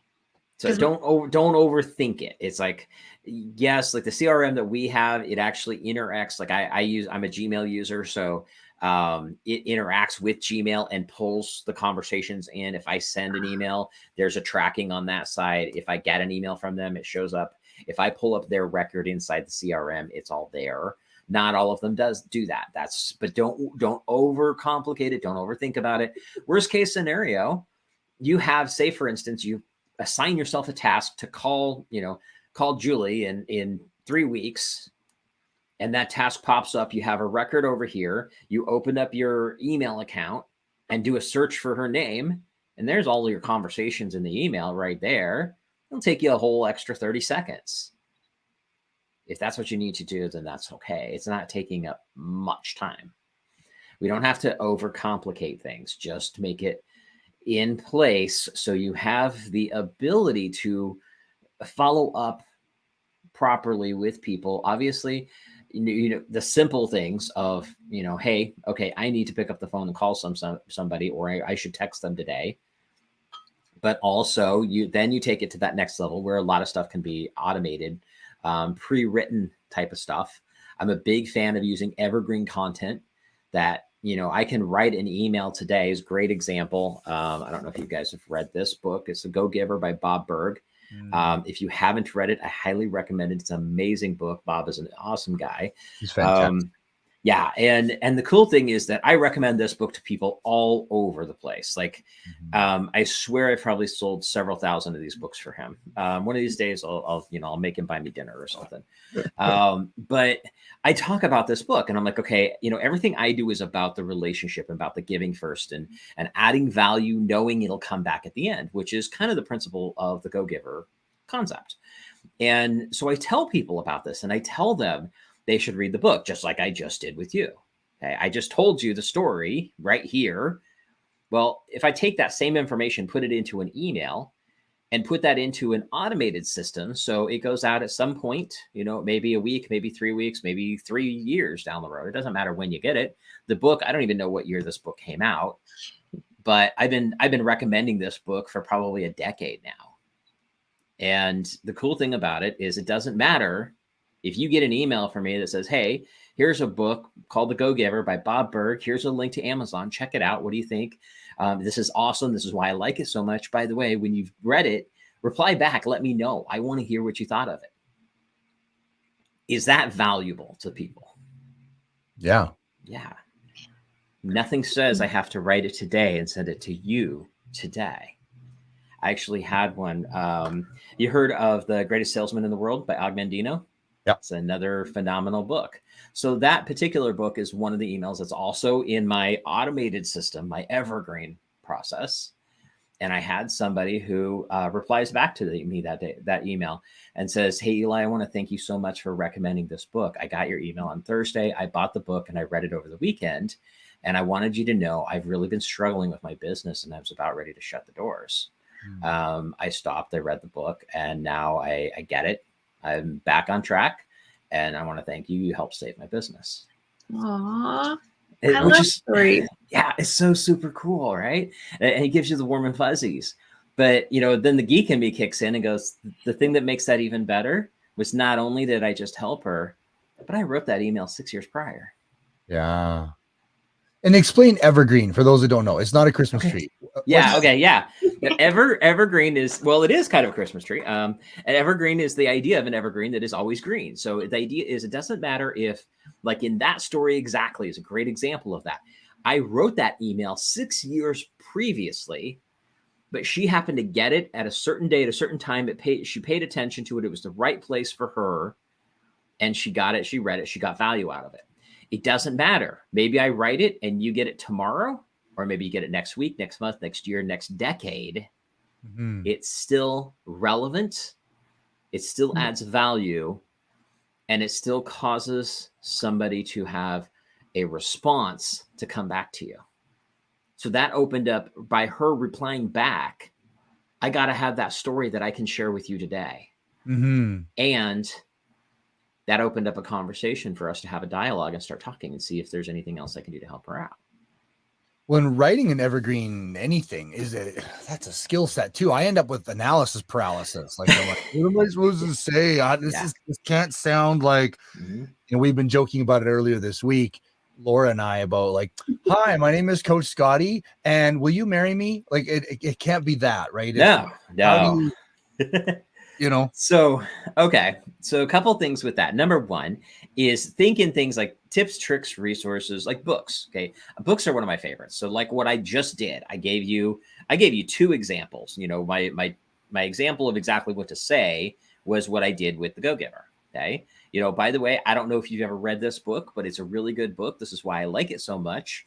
I would love for you to check it out. It's a short read, so pick it up. Once you get it read, reply back to me and let me know what you thought. I'd love to hear. By the way, I just gave you the entire script. Right. Use that on like 20 of your favorite books. Rewind. Yeah. Pause. Seriously. There you go. That's a great way to start it. Also, every once in a while, the funniest thing is this could be automated, but it's a simple little email that is super powerful. Send an email. It says subject line is checking in. And just the topic, the sentence in there is just, hey, I just want to check in, see how you're doing. What are you working on? Yeah. Let them reply. You'll And have some so amazing conversations from that. when you say that, you say, oh, just send them an email. I'm like, oh, I don't have an email. So I've looked at Constant Contact and I've looked at, I can't, MailChimp and Yeah, well, you're looking at the bad ones. Sorry, no. Just kidding. There's 10,000 of them and I hate all of them. Like, yeah. So can you, I know you can't, or maybe you can, but kind of like top 3 email management systems, top 3 CRMs, something, can you, or is that we work with you directly and you learn our world and tell us, or? Yeah, it's best if we have a conversation because everybody's at a different place. Sure. But I will give you my favorites are Keep, Active Campaign, and Go High Level in that order. Yeah, Active Campaign I looked at. Okay. So, and I am partners with 2 of the 3. So, obviously, if you do decide to talk to them, please come talk to me. I'm happy to give you the ins and outs. And some people, I will say, you are not ready for this one yet. Right. I'm happy to do that. I am very objective in my conversations with people. But definitely, yes, I am a partner with them. So if you come through me, use my link, I get you extra bells and whistles and I do get paid. So there is that, but it is a conversation first. I'm going to tell you which one I think you're at the right place for, because each one of them has their pluses and minuses, and it's not a one size fits all. I mean, some people will say you have to have this system. It's the best. No, it's the best for some people. And, Keep is my first priority, but there's a lot of people that I actually will say, no, it's not, you are not at the right place for that now. Yeah. And I'm okay saying that because I would much rather see you succeed and then come back to me later, because reality is at the end of the day, my business is on helping you with the strategy side of it. I couldn't care less what software you use as long as it does the basic stuff. Sure. It's because, and that's the biggest thing. It's not about the technology. It's about the psychology. It's about what's up here, how you have a conversation. It's the what you say part that matters. It doesn't matter how it was delivered, what piece of vehicle you use.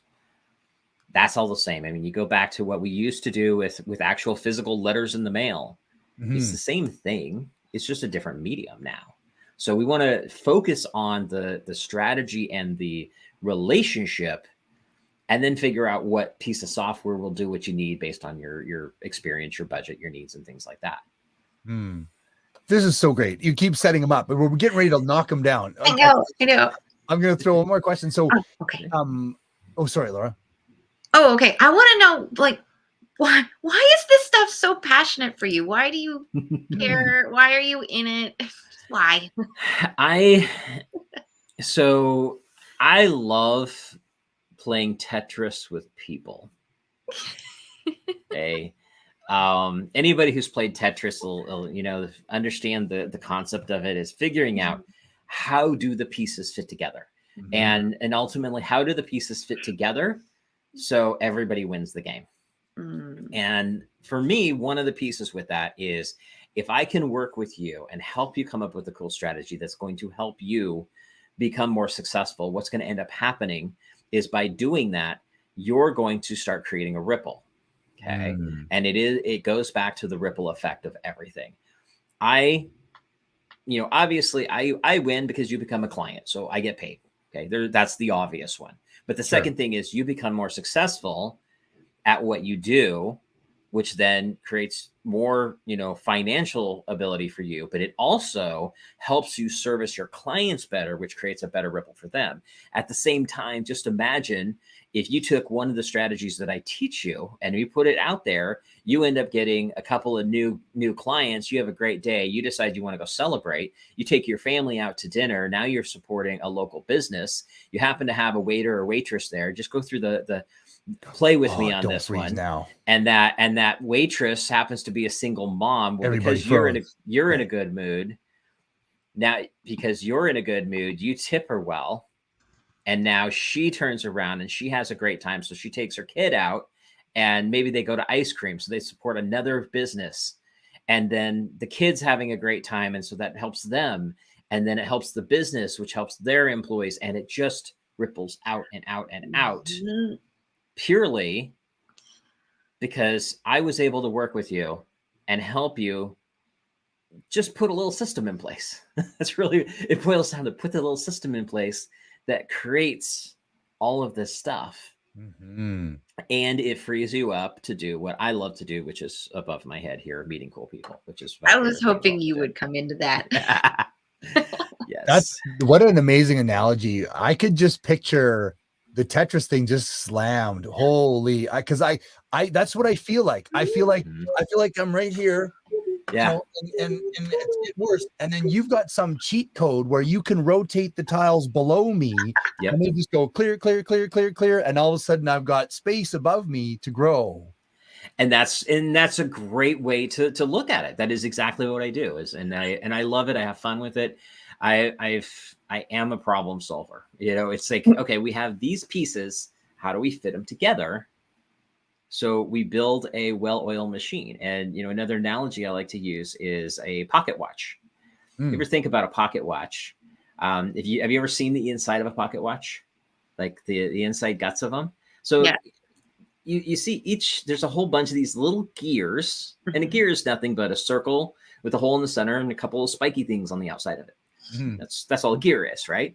Well, then you add another gear to it, and that other gear by itself is very simple. It's a circle with a hole in the center and a bunch of spiky things in it. Now you put them to fit together, and they work together, and then you add another one in, and then you add a spring, which all it is basically a piece of metal coiled up. A little tension, yeah. A little tension. And you add another gear, and you add another gear, and by themselves, all they are is a little hole or a little circle with a hole and the spiky things.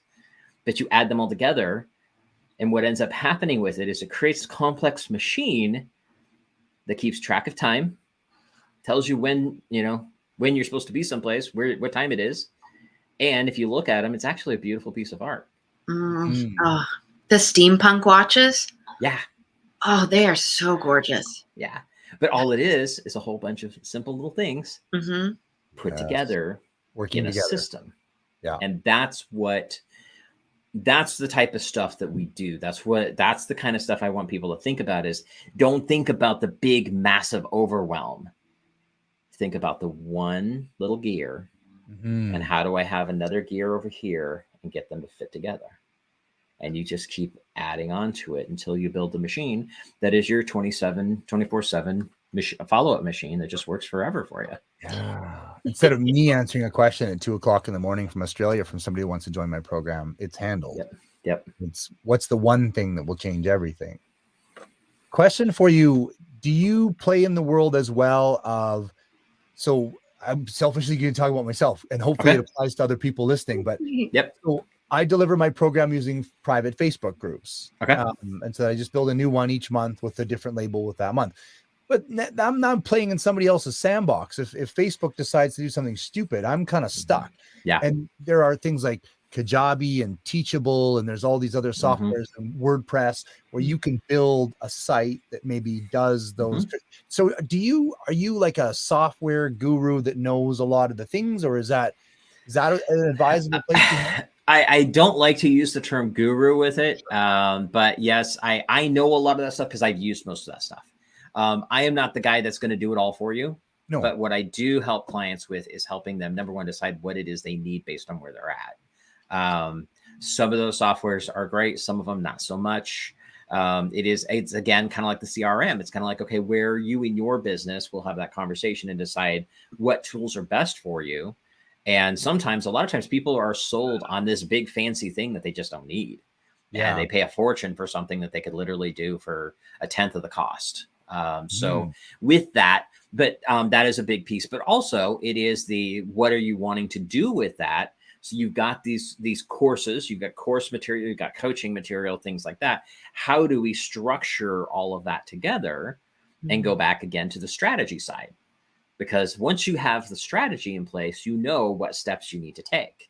And then from there, you can decide what software you need. Because the software, again, is not the important part. The software is they buy the software first. Yeah, most people do. Yeah. They're sold on the software, but they don't know what they want with it. It's kind of like buying a Tesla and then being frustrated because you didn't get your groceries in the freezer. You never took the car out of the driveway to go to the store, and you didn't have a list of what groceries you wanted, so you didn't know what to buy anyway. It's the cart before the horse kind of scenario. And that is most people. I tell people you need to sit down and plan out that journey first. And again, that is actually my specialty with people. We literally map out the flow of everything. So it's a physical roadmap of what you need. And then once you have the pieces together, then you go into the software. And, you know, a great analogy here, I'll give you, because we have a bunch of them, but I have a great one here. You ever play with Legos? I love Legos. Okay.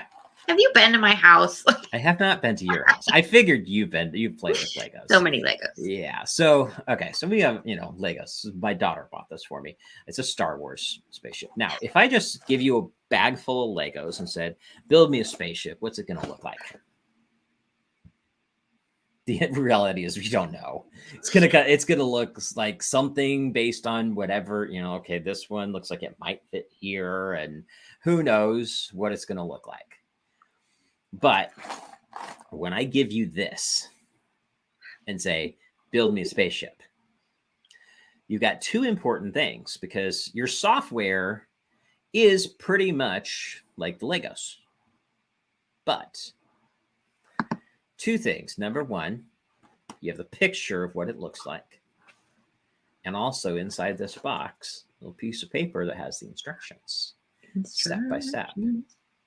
And so the goal is not to build the spaceship. It's to figure out what should it look like first. What does it function? And then what are the steps needed to make it look like this spaceship? Boom. And with that, I don't want to cut you off, but it is about a minute over time. Eli, I love the whole hashtag Beat Cool People. So great to see you again. How can people connect with you? Easiest way in the world. Connect with Eli. Connectwitheli.com is my what I call it, my hub spot, or my hub site. And it is a way you can find all my social media. You can go to my website. You can even book a call to chat with me. And I do recommend it. Come talk to me. It's not a sales call. It's a conversation. I mean, Laura and I had that same conversation, a week or so ago. And reality is, I would love it if you would connect with me in the social media world, especially Facebook. I'm not as much active on the other platforms, but Facebook, I'm there a lot. But do me a favor, and this is also another runaway tip that you need to take with you. When you go to connect with me, don't just hit the connect button. Send a message. Says, hey, I saw you on the show today. This is what I liked. I would love to chat with you. Because that's going to make you stand out. And by the way, do that for anybody you send a friend request with. Don't just send a friend request. Send a message that says why you're connecting with them. Because that will stand out. Right now, I probably have 15 people sitting in queue for me to actually accept their friend request on Facebook alone. I have no clue how many are on LinkedIn right now. But the reason those are sitting there is because all they did was hit the button. But I've gotten, in that same time frame since those have been there, I've probably had other people who followed these instructions, sent me a message, and we've already had real cool conversations. Well, thank you so, so much. We do have to say goodbye. Thank you. It's my pleasure being here. It was fun sharing this stuff. And, you know, if there's anything I can do to help you out, reach out and let me know anytime. Definitely. Bye. Thank you. We can't hear you, Scotty. That's why nobody's answering me. There we go. Okay. Whew, yeah, I had my my mute on because my dog is going nuts. Oh, no worries. I don't know what he's barking about, but I don't know if you can hear him when he barks or not. Anyway, I muted myself. Sometimes. Oh, deep breath. I know. Powerful. It's like stretch. And even that last second, just another nugget right at the last. The Lego analogy. Whew. Oh, no, I'm going to tell you a nugget. Yeah. When I met Eli a couple weeks ago, well, I met him like 6 months ago, but the last time I saw him was a couple weeks ago at one of the events that I was at. And he's like, if you're going to message me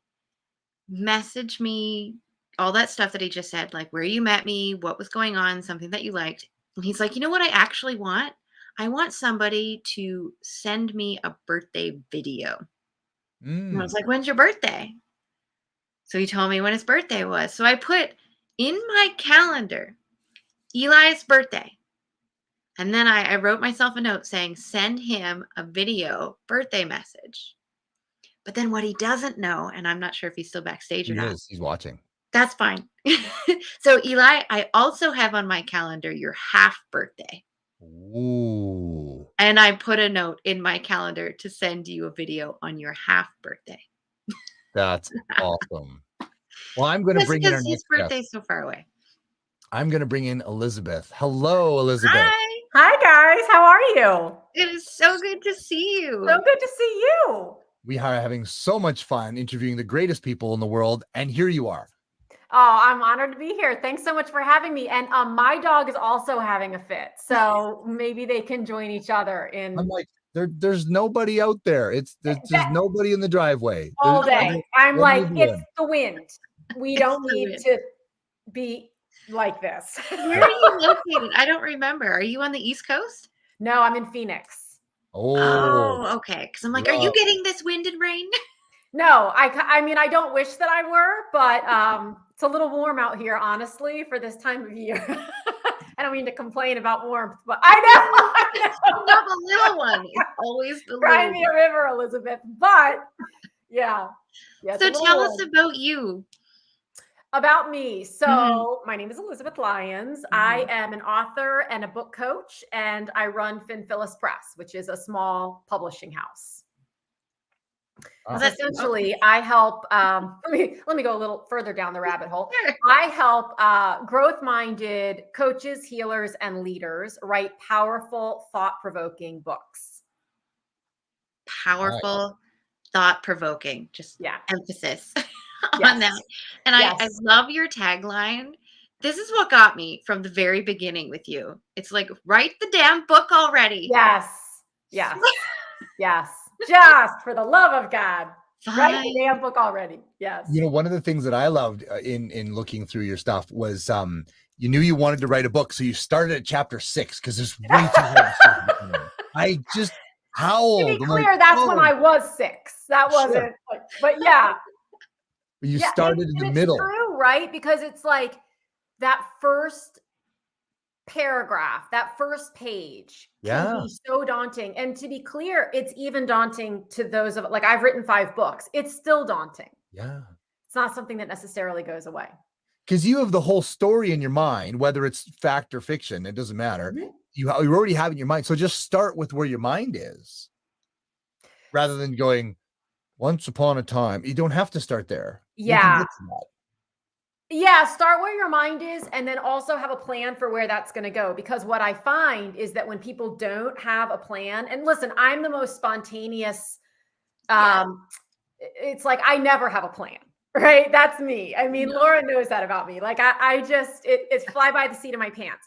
But when it comes to writing a book, it is so important to start somewhere and then build from there. Because otherwise, A, you'll be writing forever, or B, you don't really, you write so much, but then it's like, how does this all go together? How is this all going to come together and be organized? And that stops people more often than almost anything. Or have like a bajillion ideas. I don't know where to start. And that's true. Or it's a bajillion books. Yeah. Yeah. I think that's true whether it's fiction or nonfiction. So you've got a character, whether it's fact or fiction, it doesn't matter. And they're in this situation. Yeah. And then you could just flesh it out as, well, where are they going? And how did they get here? Right? Absolutely. It is equally difficult. I'm working on a novel right now myself. In fact, 2 of them. And it's equally difficult, which by the way, I don't recommend. I don't recommend writing 2 novels at once. But it's equally difficult with both fiction and nonfiction to have a start and a stop, Because Yeah. with fiction, obviously, you can go on forever. With nonfiction, what I find specifically when I work with entrepreneurs is, how far back in my journey do I need to go? That's the first question. And then the second question is, how long in my journey do I have to wait until we're, I'm going to use air quotes, complete, Mhm. and I can now tell the story with authority? Right. You know, how healed do I have to be? How successful do I have to be? How far do I have to travel on this journey before I can write with credibility? Mhm. So either way, it can become a quick like stopping point for writers, and even for people who, most of my clients, frankly, don't consider themselves to be writers. That's one of the first things that they say that stops them, is they're like, "But I'm not a writer." That's okay. That's awesome. How do you help people get into that mindset of being a writer, whether it's a blog post, a book, even a social media post?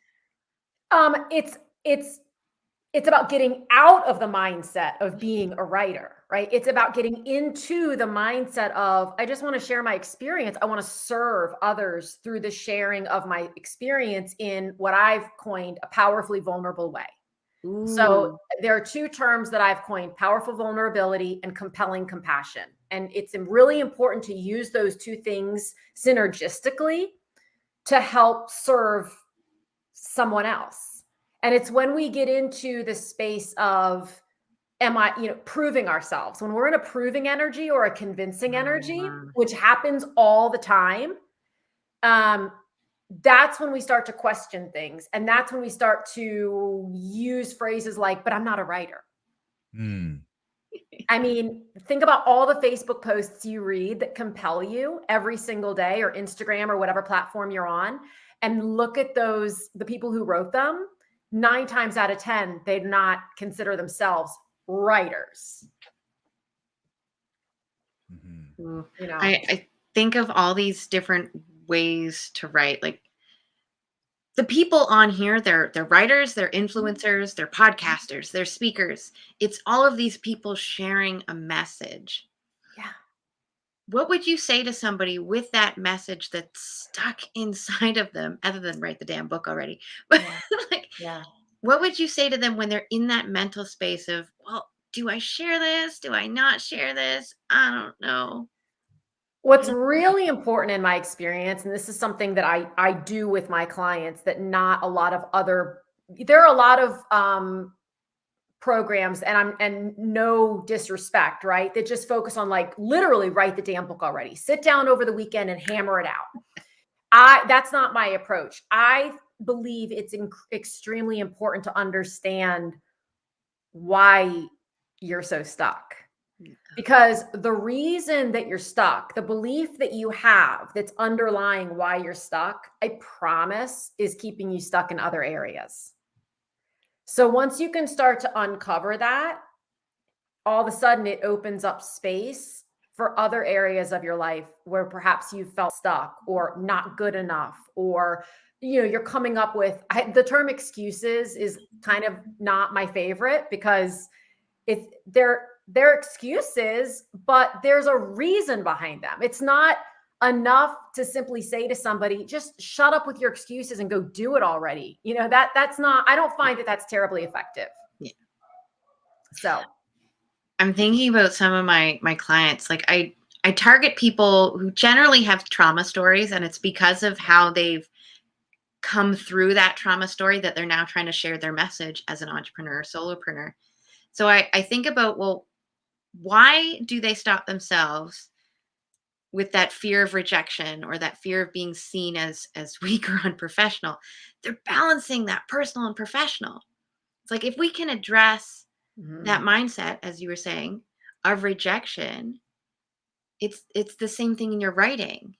Whether you're speaking or writing, where is that rejection that you're afraid? yeah, How can you serve that within yourself first? Yeah. you just said it beautifully. How can you serve that within yourself first? So when people, especially, and I do work with a lot of people who have been through trauma, big T, little t, it matters not. Nope. they fear rejection and all that because that's what they've experienced for so long. Like that is their core Achilles heel, if you will, is that. And so the question really comes down to, well, how much do you have to heal? Because by the way, that's another big stumbling block for people. Is they think, well, I have to get to a place where nothing in the world bothers me and I can talk about this event without shedding a tear. And I don't believe that's true. I believe that you have to get to the point where, or it's really helpful to get to the point where you can speak from you're healed enough to be able to speak from powerful vulnerability, as opposed to still being in it so much that what the reader hears is anger and blame and those sorts of things. And sometimes that happens while you're in the writing. And I talk about that a lot, is that that's okay. As long as we handle it, manage it, work with it before the book comes out. I was writing a chapter for the bLU Talks book. Since this is bLU Talks, it's like I have one, and then Scotty has one as part of the bLU Talks brand. There's all these people that are part of it. I know that each one of us, each one of us is sharing part of our personal stories within these books. I don't know about you, Scotty, but when I was writing my chapter, the amount of tears that came out of my eyes and just that whole emotional shift that needed to happen just to finish a single chapter. I can't imagine what it's like to write a whole book on that subject. And you said that you wrote 5.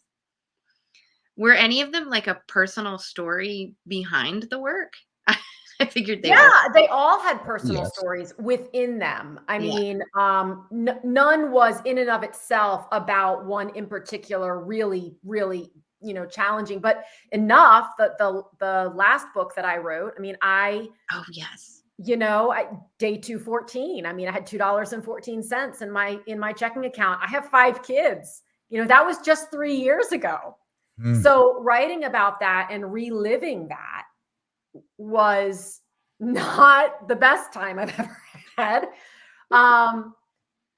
But I own it as part of the full story.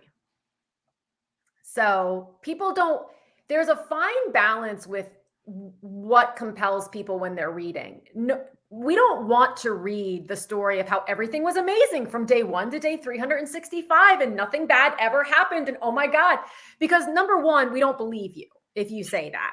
Number 2, we likely can't identify because we all, I have a struggle every 8 minutes, but at the same time, I don't need to regale everyone with the every 8 minutes. A lot of it, I'm just working through with the ways that I've learned to work through, which is what I tell other people, right? That's what I share with other people. And so it is a balance between here's what happened and here's how I responded, because that's what most people want to know. They want to know that it happened. And then they're like, okay, but then what? Yeah. It's like the happening is me saying, oh, we were in the same situation before. But then the question is, well, how did you get out? What is my next step? And bring me with you. Bring me with you. Don't just whine because life was hard. Bring me with you. How did you? It's okay, life was hard. Hooray, everybody's the. But how did you get through that? And what can I learn from what you did? Right. If your reader feels like he or she needs to give you a hug and be like, it's okay, you're a good person, I validate you, let me send you a cupcake, something's gone awry. But at the same time, you want that identification. You want, because when someone says, when an author says, I never believed such and such until such and such happened, then the reader goes, okay, because I'm still in the place where I believe such and such. So take me and I use the analogy a lot that as the writer, as the author, you're just floating alongside or above, I guess you would say, your reader and making suggestions and offerings. You're not preaching, you're not shooting on them, you're not telling them what they have to do. You're just offering them some suggestions.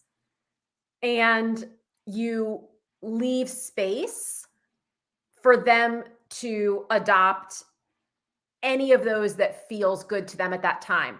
And don't ever discount that they might read your book at one point or your story, if you've written in a collection like you have, they might read your story at one point and go, I mean, I don't really identify with this. And then they go back and they read it later. And all of a sudden it's like, oh, now I identify with this, because we're human. So we're in different places. I've read The Alchemist 6 times. Every time I read it, I take something different. We were talking about that with movies earlier in the week. Yeah.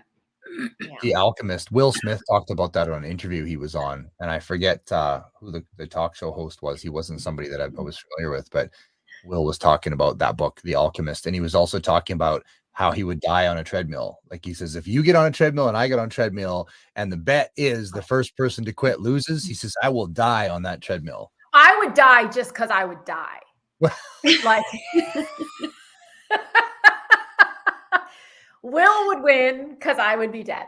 I'm pretty good friends with treadmills. It'd be interesting to see what happened there, but I'm not. I'm not. No. It's amazing.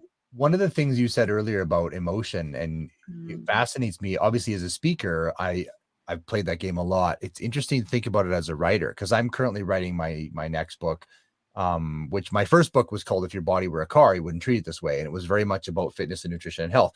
Now I'm writing about my near-death crash at the World Championships on a bicycle and how I processed through that. And it's fascinating what you're saying about bringing emotion into writing, because certainly when I'm speaking on stage about the experience, the emotion wells up enough that it's visible, but it doesn't derail me. And I feel like that's powerful, and you need to keep that. You don't want to be sterile. You want to keep that, because if the whole audience is right there like yeah, and then you kind of let them off the hook and bring them along with the success of it, I feel like, but that exists in writing too. That's huge to think about.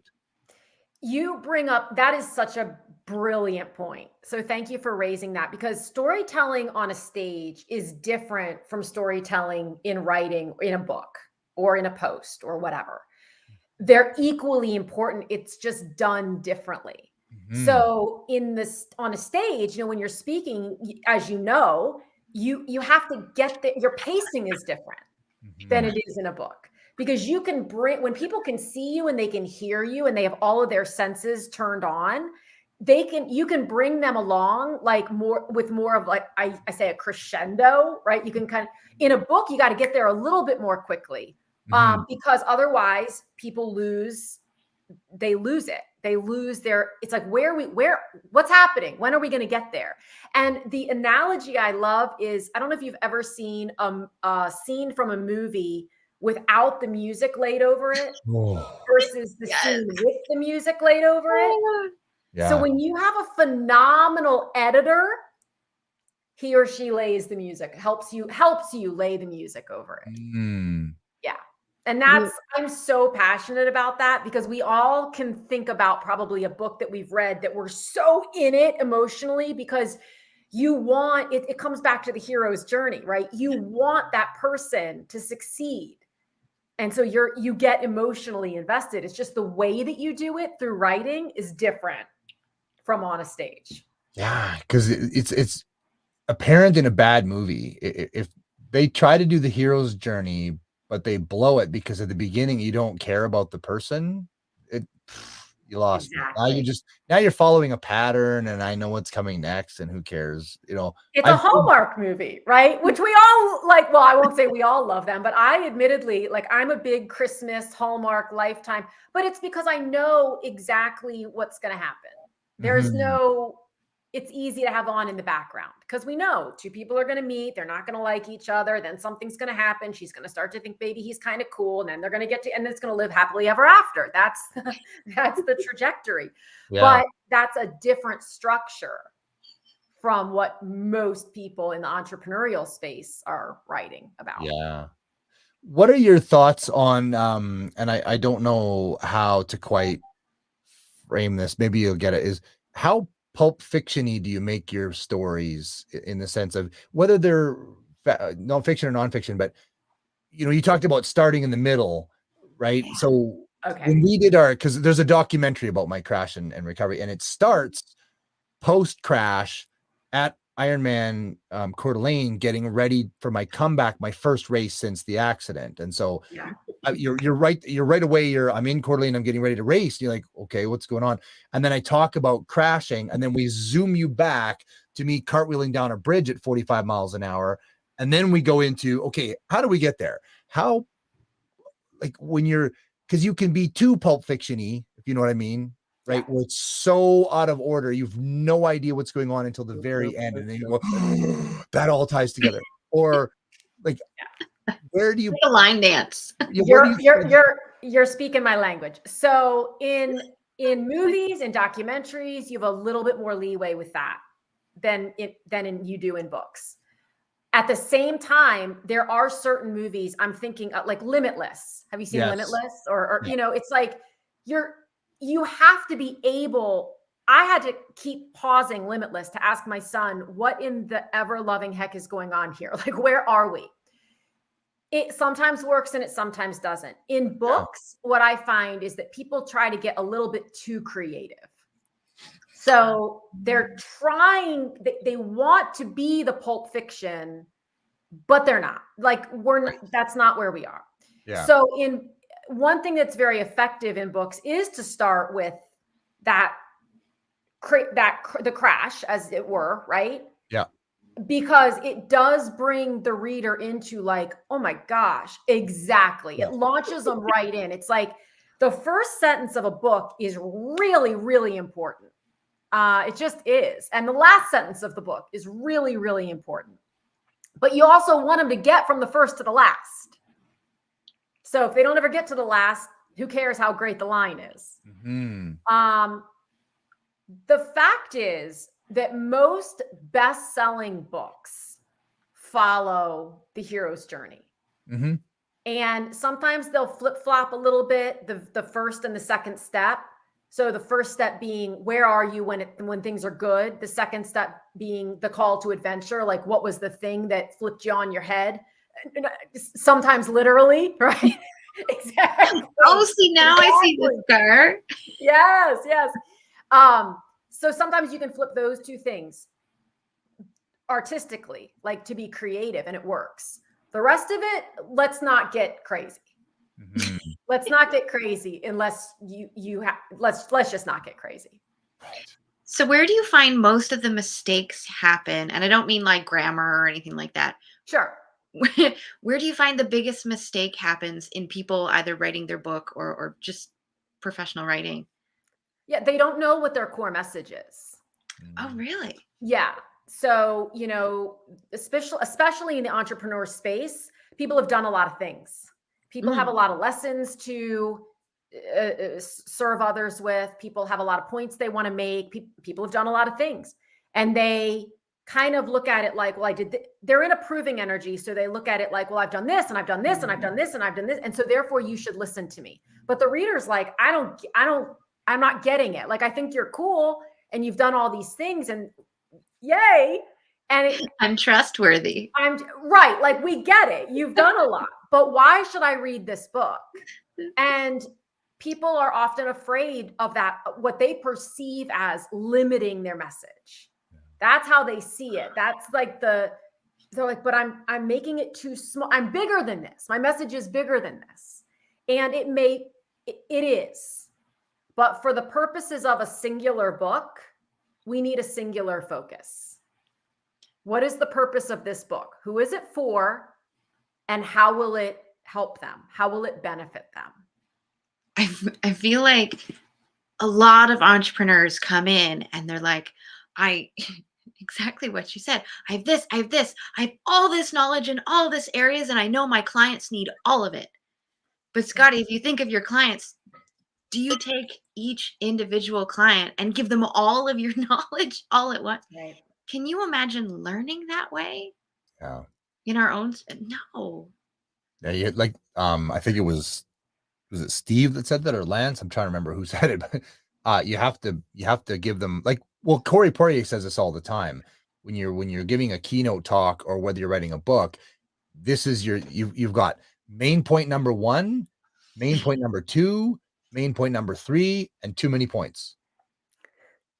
Right? that's the thing. There's 1, 2, 3 too many. Yeah. And that's a part of it, isn't it? Because I've been studying nutrition for 24 years. If I try to tell you everything at once, there's no chance. There's no way. The fact of the matter is you'll feel good because you'll be like, wow, I know a lot. Look how much I know. Will take that. Yeah. Like I am here. But the reader's going to take your book and just put it on a shelf because they're like, this is too much. I have to go keto and I have to work out 3 times a day for 6 hours. And I have to be able to lift this thing. It's too much. Yeah. So we have to remember who our reader is. Like, what is the most pressing reason that they're going to buy this book? Mm-hmm. And then remember, especially if you're in the entrepreneur space and you speak or you coach or you have courses or whatever it is, or you want to, that you can build out from there. Yeah. So one of my biggest pet peeves is the notion that a book is a great business card or a calling card. It is, as long as, you know, you can print up a business card for $2 down at Staples and here's my bit. It's more than that. It has to be able to truly stand on its own as a wonderful and powerful reflection of the way that you serve people. Mm-hmm. Totally. Yeah. Awesome. I can't tell if Laura's deep in thought or if she's frozen solid. They're having a big storm where Laura lives right now. It is raining. Oh, she does look deep in thought. That's the most delightful frozen I've ever seen. I know. I've seen lots where it's like, yeah, it catches you in like it always catches me in a bad place. That's why I try when I'm not talking to just be like this, just in case. Just in case. Just in case. Yeah. Yeah, it seems like Laura's frozen for a bit. I know they're having a horrendous storm. She's out in the East Coast. Yeah, it's bad out there. Yeah. Really bad right now. They're getting a tremendous amount of rain. She's out. She's going to come back in. She will. Yeah. She's probably just resetting her internet. But where are you based out of, actually? Phoenix. Oh, Phoenix. That's right. We said that. We said that. Really hot. Yeah. So we are not having any storms right now. No.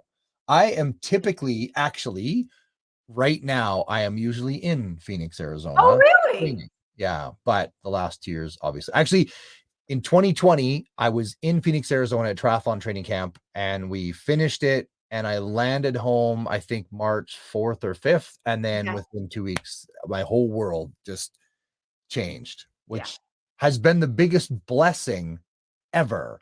Didn't feel like it at the time, but it's been so phenomenal. Where are you based? Just north of Calgary, Alberta. So on the west. Okay. All right. Okay. Yeah. Little town called Sylvan Lake. Beautiful town. I love little towns. Yeah. So good. So good. Yeah. Good gosh. Wow. There's so much gold here. So you said you were also a publishing company of some description. So you actually help people build their book. I do. I started Finphyllis Press in 2003 with my own first book because I couldn't get anyone in New York. At the time, you know, small presses weren't a thing. Right. So you were either with one of the big guys or you were not.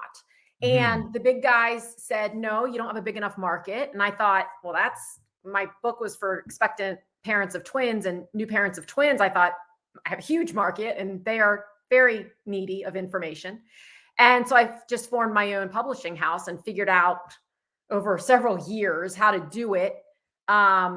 And never thought I'd publish anybody else. Honestly, it's just that book did incredibly well. It sold, nearly 50,000 copies. And that was before Amazon. It was before social media. And so I thought, well, when it came time to do my second book, I'm just going to do it myself.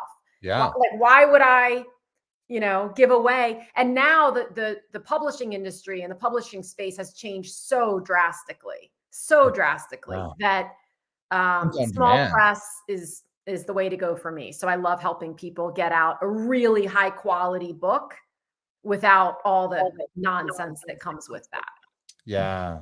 That's huge. I mean, print on demand has completely changed the game. Totally changed the game. Yeah. There she is. She's back. They're like, we accidentally tripped on the cord. Where is my internet? We were discussing how lovely you looked. It was a lovely frozen position you held. No, it was really good. We didn't even realize you were frozen. I didn't realize it until Scotty said something. And then I was like, oh. Yeah. I was like, Perfect. Laura's either in lovely contemplation or she's frozen solid, and I think she's frozen. So yeah, it was, it was nice. Bling, It was bling. that's about it. Don't do it again. You're scaring me. Like she's frozen again. so No, good. for working with authors and stuff, that's fascinating. So I mean, I'm working with a group that's all about the publishing, printing on demand through Amazon and all that kind of thing as a fulfillment. When you work with authors, then like if an author comes to you with a story and they want to publish through you, so you do like the printing and everything. I do it through print on demand as well. Oh, interesting. So what we do everything, you know, we handle book cover design for ebook and paperback, interior formatting, ISBN, just all the stuff that the author or the, you know, doesn't want to handle or doesn't know how to handle or whatever. What makes us different is I wanted to create something that was what I wanted, which was a small press that is, number one, we're truly partners with our authors. Nobody's a number in the queue. So we create we only do 12 to 15 books a year, and that's it. The second part is we don't retain any copyright. So the author is free to go and sell their TV rights, translation rights, whatever. And we retain zero royalty. So a lot of small presses we are a service-based company. So our clients do pay us to publish the book. A lot of small presses, you pay them and then they still keep 15 to 20% of your royalties, and they only pay out every 3 months or so. We cut the cord, and we cut the cord from a business standpoint, but we don't cut it from a relationship standpoint and let the author go off and have all the earnings directly deposited into their account. So that's how we do it. That's fantastic. Yeah. And is there a flavor that you look for? Is there a type of book you look for? You only publish, 12 to 15 a year. Or are you nonfiction, fiction? Is there a theme? It's mostly nonfiction. We're open to fiction. If something comes across, we don't take everything that comes across our desk, not, by a long shot, but if something comes across that just holds us. A couple of years ago, we did The Unscripted Life of Lizzie Dillinger by Marianne Hansen, which I just completely fell in love with and have bribed her that when it gets made into a movie, I get some sort of I get to sit on a bench somewhere holding it, but most of what we acquire and publish is memoir and narrative nonfiction. I am just transformative nonfiction, as I call it. So it's taking your story and using it allowing it to help other people by giving them steps. And then lots of times we just do straight up memoir where the author is fully unattached to how the story is going to affect someone else. They just let it happen. So you could like Wild by Cheryl Strayed. We didn't do that, but that's a great example of just a really beautifully written memoir that people glean what they're going to glean. But at no point within the book does Cheryl Strayed say, you should do this, or here are my 10 steps for, that has a place for sure. But that's more transformative nonfiction as opposed to what I call inspirational memoir, which is just like, here's my story. But just really powerful stuff. We were, this year we got to work with, and this is an amazing story, but Corey Goodrich wrote a book called Folk Song, and it's about her journey having discovered that the man who raised her was not her biological father. And she learned this after her mother, her biological father, and the father who raised her had all passed away. And what was so interesting is that I had gotten connected with her after a period of time. And long story short, my father worked with her biological father. We came to know. And she doesn't know anyone else so we made this connection. And then all of a sudden I started reading her bio and I was like, wait a minute, you're from Wilmington, Delaware? Yes. I'm from Wilmington, Delaware. My dad worked for DuPont. My biological father worked for DuPont. Please hold. Let me call my it was and it's the most, we both were just like, okay. The universe is like, I'm just going to put you because and then I'm just hang on. Just hang on. I'm bringing it. And she had been, a mutual friend of ours had tried to connect us for a year. And Corey was just like, I don't want to be sold, essentially. I don't want anyone to try to sell me anything. And so when we finally got on the phone, I was like, I don't want to sell you anything. let me help you out. Like, what do you need? Where are you stuck? And so it went from there, and it was just beautiful. They're like, we don't have internet. I do. I'm plugged in. No Wi-Fi for you. No, yeah. What would we do? Sometimes I wish for that blessing just for 48 hours or so. I think that's what vacations are. You know? I heard tell of Yeah, people that's what they changing say. changing the Wi-Fi password every day. And in order for their kids to get the Wi-Fi password, they had to complete certain chores. Oh, I was like, wait, wow. that feels like a lot of work, though. I'm like, I got to come up with something new every day. I'm not saying it's a bad idea. I'm just being honest that it feels like a lot of work. Well, like the next day you could change like 2 letters or put a number somewhere. Still feels like a lot of work, Laura. Elizabeth, Yeah. I want Have you to ever know heard, why go did you become a writer? Why do you help other people with writing? Oh, so which question do you want me to answer? Why did I've always been a writer. I've just never considered myself a writer. I don't have my degree's in Japanese, for God's sake. I was in, consulting, for years and years and years. And so I never considered myself a writer. And yet here we are.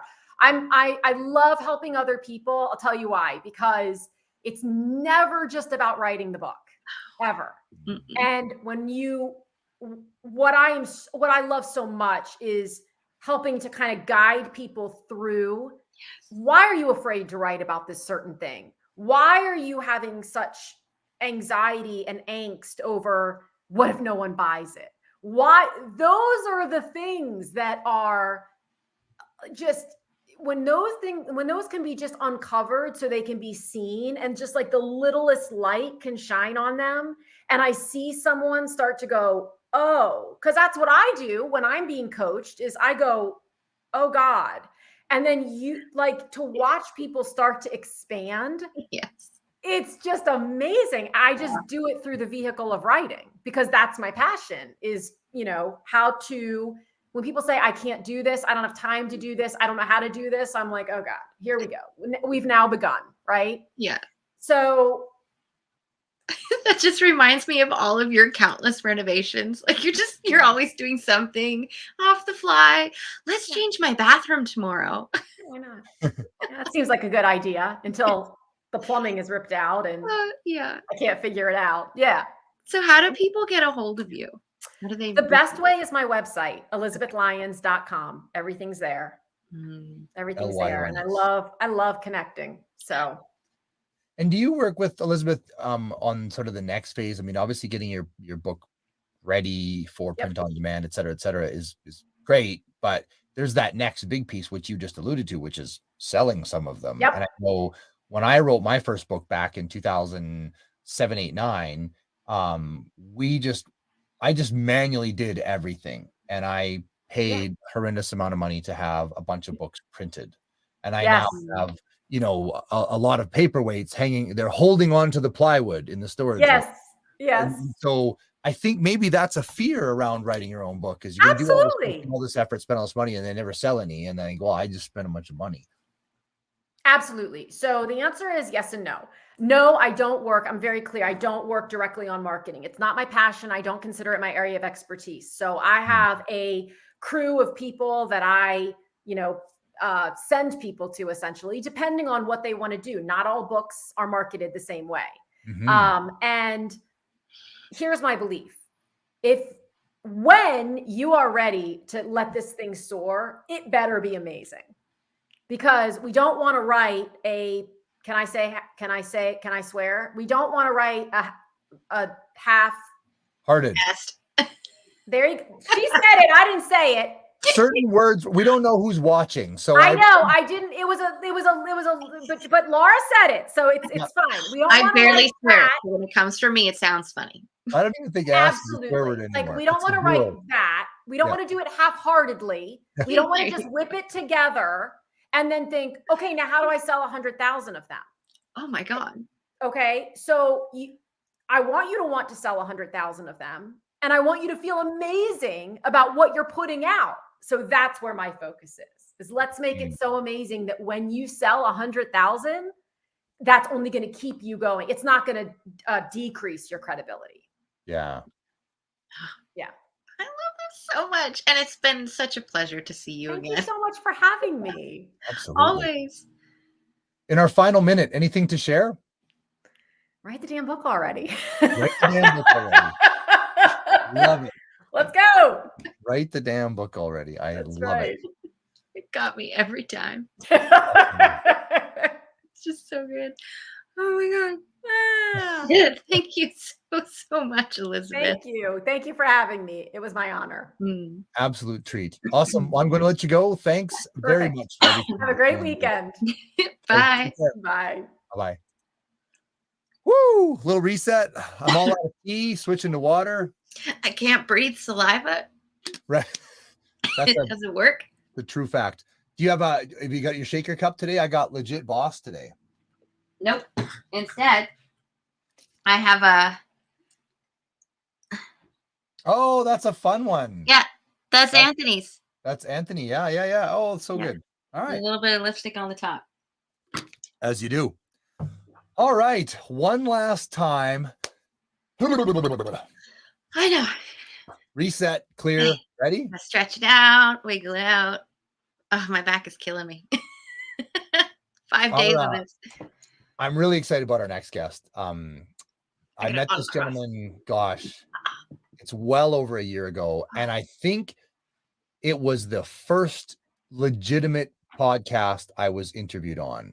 Oh, And- what do you mean legitimate? Well, like not just your buddy and nobody's listening, but like an Oh. actual successful podcaster around the world, like a full-on guy, right? And organized and good at what he does. And for the first part, like I watched the podcast now in terror, honestly, because he does this amazing introduction, full of energy. It's phenomenal. And then he goes, ladies and gentlemen, Scott McDermott. I'm like, Hi. like I might as well have been a robot, and I get it now, but at the time I was so in my head, like, what am I going to say? I have to sound intelligent. I've got to cover this, and I go, what's he going to ask me? And I don't know what I'm like. It was so hilarious. I've relaxed a ton since then, but I'm really excited to bring him on screen here, ladies and gentlemen, Mr. Fong Chua. Hi. Hey everybody, thanks for having me. Scott, I had no idea. Is that right? Here's my side of the story. I'm like, oh man, I got Scott on my show. What I'm gonna ask? I gotta bring it up. I gotta bring up the energy, or else I can't meet up to his expectations. I mean, come on, Scott's big. So, It's so true, isn't it? I mean, we'll give you a second here in a moment, but when you go to Fong's website and you see he's got a selfie with literally every famous person that's ever existed in the history of time in the last 15 years. I swear to God, it's amazing. What is your website? fongchua.com. Oh, okay. That's CHUA. There we go. Nice. So, what we do a little different here, Fong, is instead of us reading your bio, what we like to do is say, Fong, please tell the world about yourself. Who are you and what do you do? Oh, right. So how long do I got? We got 45 minutes. Let's go. Well, first of all, once again, thank you very much for having me. Always love adding value. Always love being able to impact as many people as I can. And I caught the tail end of the last person that you guys were talking to, and I love your energy. Hearing that the both of you have been doing this for 5 days and been 3 hours in, you guys still have great energy and you're still shining. So congratulations to both of you. I applaud you. A little bit of stretching here and there. That's about it. Well, I'm born and raised in Edmonton, Alberta. Taught to work hard, find a good job, and do that job for the rest of my life. And that's how I got into engineering. In fact, that's what most people told me to go into, because I was not supposed to be in business. I was not a very creative person, which is what people used to tell me at the time. And they go, you know what, you should do engineering. I'm like, okay. So that's what I went into. And in Edmonton, Alberta, as we all know, engineering kind of goes up and down with the oil. So once I got in my first job in engineering, I thought, oh, this is going to be the rest of my life, until we hit 2008 and everything went downhill from there. And I was told specifically I was going to be laid off on a certain date. So my girlfriend at the time, now wife, kind of went, you know what, let's do something different. And we picked up our very first Rich Dad Poor Dad book. And then from there, we signed up for our first seminar, our webinar, to all these other things. And we started to look into how do we expand our mindsets and our skill sets outside of engineering. If anything happens again with engineering, we have something else to fall back on. So that's when we started doing real estate. We hired a coach to help us out on that. We built our portfolio from 0 properties to about 32 properties at the time. And then from there, we started to learn about all this other stuff that nobody taught us about. Gold and silver, infinite banking. How can you retire off of insurance? What else? Exempt markets and a whole bunch of other stuff. And we just had so much stuff we wanted to share. So when people came up to us and go, what exactly do you do? And I spent very little time about engineering, but more time on all this other stuff that we're very interested in. And then my coach then told me, well, that's not very effective use of your time. How much time are you spending? I'm like, I don't know. Sometimes the conversations go for 2-3 hours. I said, man, that's way too long. So then he goes, why don't you write your first book? I'm like, okay, great. Let's write our first book.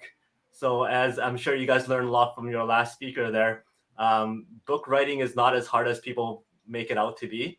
And for myself and my wife, we were writing our first book and eventually found out that we had a lot more information than just one book.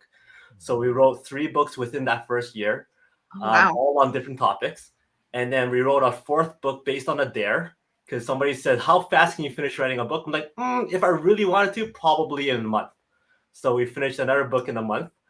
And then to date, we have 8 books out. And one of those books is dedicated to our daughter. So it's a kid's book. Because we sat down one day, we're reading some books for our kid, and we're like, how hard is it to write a kid's book? And we're like, probably not very hard. So we sat down 2 hours later, got a storyline together, hired a illustrator, and within a year, we got that out. So then that's our book writing side. Then my coach goes, I think you're ready to start speaking. I'm like, oh, really? Okay. How long do you want me to speak for? He goes, why don't you come to my event and speak? I'm like, okay. Again, how long do you want me to speak for? He goes, I don't know, 2 hours. I'm like, 2 hours? I don't think I can do 2 hours. And then he gives me the big, oh, do you trust me? Like, yes. And he goes, why can't you do 2 hours? I'm like, well, I've never done 2 hours before. And he goes, but you do Toastmasters. I'm like, yeah, Toastmasters, speaking for 2 hours, 2 different things. Toastmasters, I get 5 minutes, and I really don't care if people like my topic or not. But people are paying hundreds of dollars to attend this event, and they're there for you, not for me. And he goes, well, what do you talk about at Toastmasters? I'm like, oh, I talk about business, I talk about real estate, I talk about mindset. He goes, perfect. Put together all your speeches, and there's your presentation. I'm like, okay, sure enough, that's what I did. So that's how I did my first 2-hour presentation. And from there, I've been speaking on stages in the United States in front of thousands of people virtually because of right now, everything's virtual. I've been able to connect with people in Singapore, in Nigeria, you name it. I've probably spoken in one of those countries. And then I started coaching lots of people as well. And during this pandemic, or in the last 2 years, one of my other coaches go, why don't you start a podcast? I'm like, okay, let's start a podcast. And that's when I started reaching out to people. I'm like, hey, if you know interesting people, if you know people of success, you have people who have great stories to share, I would love to interview them. That's how I got connected to Randy. And from Randy, I got to meet Scott. And that's why I'm here today. So that's a very, I guess, a short version of who I am and what I've been doing all these years. And right now, I love helping people unlock the potentials, whether it's to expand their exposure, increase their credibility, or create multiple streams of income for them. That's what I do. My first question is, what type of engineering? Civil structural. Oh my God, some of my favorites. Okay. I took engineering as well before I took architecture, Cool. but I only took the first year, so general engineering, but I had a chance to do all the others. Yeah, it was funny. My parents actually wanted me to be an architect. Thing is, in Alberta, there's not much of those courses going around. No. So somebody says, you know what the closest thing to architecture is? You take engineering. Like, really? And then I went to my first class and they go, okay, our worst enemy is the architect. I'm like, yes. Oh, nice. That's a good start. It's funny that we all have that in common because I was in architecture for 13 years and Laura's in architecture and you're in engineering. Mm-hmm. And engineering and I were not friends because I loved it. math. Really. No, I was great at math. That's why I loved engineering. Yeah. Me and math. Yeah, not so much. It didn't help that our statics and structures engineering professor, Mr. D, Peter Demetriou, was very Greek, very thick accent, really hard to understand, and would go 10,000 miles an hour with the most abstract, complex formulas and fill 8 whiteboards with formulas for designing concrete. And then there was the one guy in class that actually understood what Mr. D was doing, and he would put up his hand. He goes, "Excuse me, sir. On the first board, when you did the thing with the A squared, B squared, C squared, shouldn't that be 42?" And he go, "Oh my gosh, you're right. Erase, fix, erase, fix, erase, fix, erase, fix." And he would just go through 6 whiteboards fixing the catastrophic consequence of that. And I was like, I'm out. I'm done. There's always that one person who could do that. That's right. I was not that guy in engineering. I did go back because I graduated from architecture without that engineering course, and I went back and got it. I think 5 or 6 years later. I had to have a tutor, and because I was anyway, that's a whole nother subject. So, Fong, there's so many things you do. Are you still quite active in your podcast? Oh yeah. Once a week, I got a new episode coming out every week. Yeah. That's awesome. What are some podcast interviews you've had lately that have been really just mind-blowing or good, or guests or somebody you really want to call out to? Well, I had an opportunity to interview Julia Michaels. She was a lot of fun to talk with. Very, very down to earth, full of energy. Makes you feel like you're right there with her, talking to her. It was great. And that segment I did with you about what success is like and all that kind of stuff, those rapid fire ones, she had a blast with that, which was a lot of fun. I had an opportunity to ask a few questions to Kevin Smith, the director. Yeah. Got to interview George Ross as well. And recently I got to interview a country music singer. So it was a lot of fun. Who's the country music singer? Lance Carpenter. Oh, cool. I don't know that one, but I'm just scrolling through your website. I'm like, Arnold Schwarzenegger. We watched the 3rd RoboCop last night. RoboCop? Or no, Terminator. Sorry. Terminator. There you go. Yeah. That's awesome. Yeah, I told you, Fong's website is a who's who of all the people. It's amazing. And we were talking about Rocky earlier too. Yeah, so it's interesting too. I'm noticing how many podcasts don't survive the first few months. It's not. I think it's challenging to be a successful podcaster. You say that's true? I think the biggest challenge is being consistent. Yes. Regardless of what is showing up, regardless of what the comments are, regardless of viewership, whatever it is, as long as you're persistent and consistent, that would make you last a lot longer than others.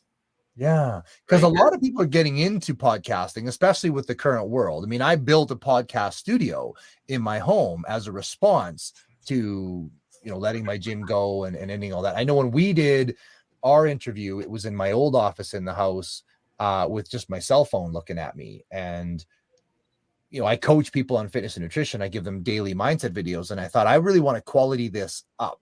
And I was curious about podcasting because I feel like I have maybe some skills in that. But I realized pretty quickly when I delved into it that I don't want to run a podcast. I like being interviewed on podcasts. But tell me a little bit about the work behind the scenes and making a successful podcast with longevity that people don't think about. They think, I'm going to do a podcast. I'm just going to talk to people and it's going to be easy. And then I press record and then I put it out in the world and thousands of people give me money. It's going to be awesome. Well, for me, the reason why I started doing the podcast again, because one of my coaches kind of challenged me, hey, you should start a podcast, get your name out there, get more exposure, connect with people and all that kind of stuff. So that's really, I just go, okay, you said so, I'm going to start it. What I found that for my own mindset was that, okay, I only need to focus on the people that I can actually speak to, right? I'm not targeting everybody. So I'm not expecting everybody to like it. I'm targeting those people who are actually following some of the messages that I've been sharing before and set on my target audience. And I just care about those people specifically. And from there, it grows. The other thing I kept on thinking about is relationship building. So when it comes to podcasts, the reason why I do interviews is I want to build relationships with people I may or may not get to meet or I may or may not know. Hence, I built a relationship with Scott. I reached out. I go, hey, let's have a conversation. How I can add value to you is is it okay if you come on my show, and vice versa, and all that kind of stuff. And then the relationship kind of builds. So from there, that's how I was able to connect with people in Singapore, because I found out somebody who I followed for a while, and I go, hey, can I interview you on my podcast? And then he returned a favor and interviewed me on his podcast, and then asked me to speak on his virtual summit. And then same with people in Nigeria, same with people in the States and all that kind of stuff. So it really allowed me to expand my connections and build relationships and add value to more and more people. After that, it gets to a point where you want to be able to make that person a star. You're trying to showcase them for their skill sets. You're trying to showcase them for their expertise. And you're really just promoting them throughout the entire interview, allowing them to share their skill sets, share their stories, so that people get to know who they are. And therefore, by focusing all my questions on them, it makes it a lot easier. Because I found interviewing a lot more easier than being interviewed.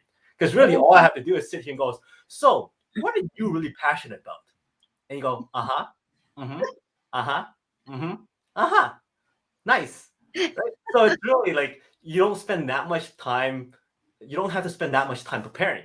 Whereas Scott was alluding to before, oh no, what is he going to ask me? And then what I'm going to do here, like you have a lot more things to think about if you don't know what's going to go on, right? So for me, I have like a set list of a few questions that I can always allude back to if I miss something, or if the conversation doesn't bring me to a certain question that I want to ask. So stuff like that, just have something kind of planned out, and then also have guests that are interesting, who are successful, that people want to get to know. So I think there's a piece where you want to reverse engineer why you want to do a podcast. So if it's because you want to build relationships and inspire people and interview people and show more of what you're up to, cool. What if somebody wants to have a podcast because they want to be rich, they want to be Joe Rogan, like they want it as an income stream? What do you think the reality is of podcasting as an income stream?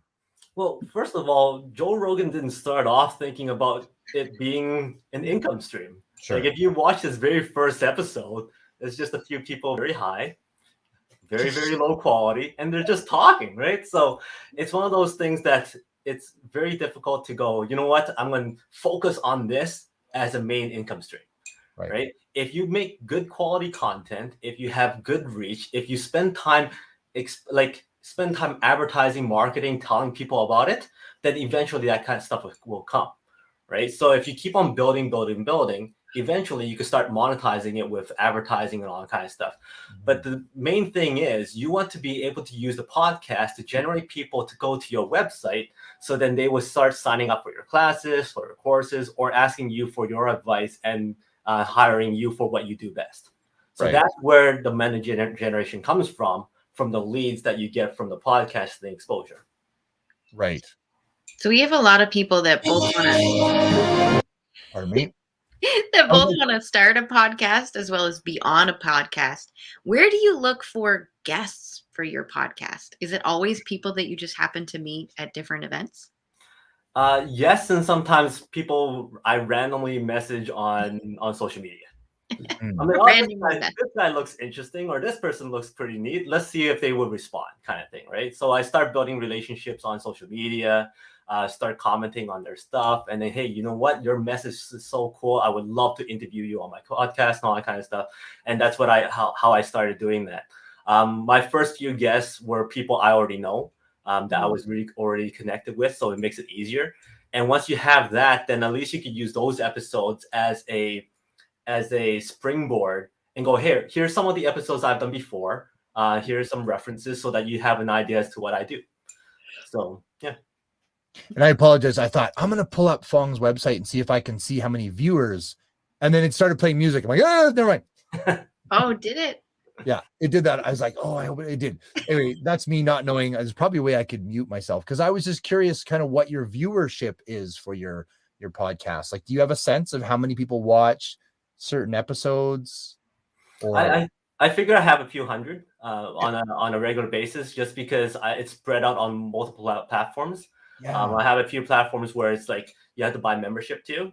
So Yep. I have a group of viewerships there, and I have a whole bunch on Facebook and some on what do you call it, on YouTube. So it's all spread out.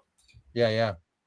Because I think that's a thing that people don't realize either about podcasting. Because I've been on quite a few podcasts as being interviewed, and it was fascinating learning curve to realize when I look back at the episodes a month later, stuff like that, and go, it's had 4 views or 6 views, and you hear Joe Rogan's 11 million views, and you don't realize. I don't think people realize what it takes to get a podcast seen by large numbers of people, because the market is huge. Especially the last 2 years, it's exploded. Yeah.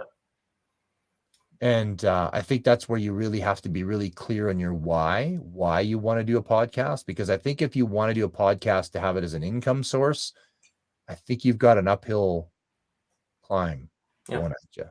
I would say so. Like I that's why I really stress to a lot of my clients that to start off with a podcast, it's view it as a relationship builder and also a credibility builder for yourself. The more you do it, the more comfortable you are to go speak on stages later, or the more comfortable you are to be interviewed by other people. It allows you that opening to get interviewed by other people as well. So if you focus it on that aspect, then you're not too focused on the viewership. You're not too focused on the listenership. However, that will keep on coming. And how you start building that is, again, you're on all the social media, you promote all the episodes, you have different strategies as to, okay, do I put the link in the comments or do I put the link on the actual feed, and all that kind of stuff because of how the algorithms work. So you have to really study that as well. But really, step by step at a time, you'll eventually get there. Yeah. That's fantastic. And Laura, you were asked a little bit about getting guests and stuff, and I know we've talked about it before, but I'm curious, do you use Podmatch at all, Fong? I have not. Okay. You can find guests? So I'm on Podmatch I've put myself on there as a guest. It's kind of neat. If you want to be an interviewer or an interviewee, doesn't matter. You can put yourself on Podmatch. There's a free version, a paid version. The paid version just shows your profile to more people per day. But basically it's pretty neat. Honestly, it's a dating app for podcasts. It really is. I put up there that I'm an ultra distance triathlon guy, and I'm a nutrition coach guy, and a mindset coach guy, and a little bit about my story, my bio. And then podcasters looking for guests they have what they're looking for as guests. I'm looking for inspirational stories and whatever, and then Podmatch it matches them, and then it says, hey, we found a link to a podcast that might be interesting, and then I can click on that podcast and see what they're about, and if it makes sense, then I send them a message. Hey, I've been matched up to your site, it looks pretty cool, I think we might be a fit, what do you think? And I've probably been on, I don't know, a dozen podcasts because of that software. So that's kind of neat to see that coming along. Awesome. Well, I'll take your advice there. I'll take a look at that. Otherwise, I do, like I said before, I do a lot of mine very organically through social media, asking questions and all that kind of stuff, and building that relationship through the messengers and whatnot. So, do you ever find yourself that you don't have a guest? Like, well, I guess I'm interviewing my mom again today. Like, is it? No, I have 2 months of guests already booked up. That's my comfort zone. If I'm past the 2 months, I better get cracking and build some more relationships. Nice. That's awesome. And so, Fong, you do a lot of coaching as well. So tell us about some of the other things you do. I mean, podcasts, this is really great to cover that, because I think there's a lot of our audience that are curious with being authors and speakers, because podcasting is quite a big topic. And I know you're very successful at it because you're quite prolific and you just put together well. So what else is it you do? I mean, coaching. Tell me a little bit more about that. Well, just before I jump into that, something else for your listeners and audience right here. If you ever want to get into podcasting, the easiest way to do it is through Anchor.fm. So you just have to start an account on Anchor.fm. It's a free platform. within 15, 20 minutes, you could have a live podcast go right away.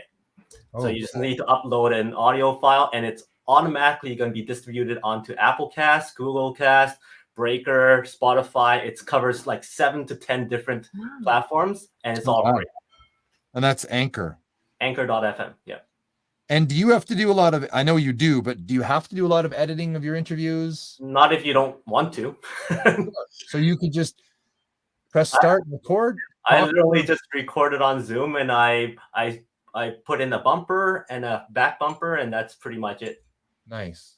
I tried to make things as simple as possible because I don't want to spend too much time on it. I might do some clips here and there so I can use it for a 1 minute, 2 minute clip promotion for the episode. But other than that, I don't do that much more. That's awesome.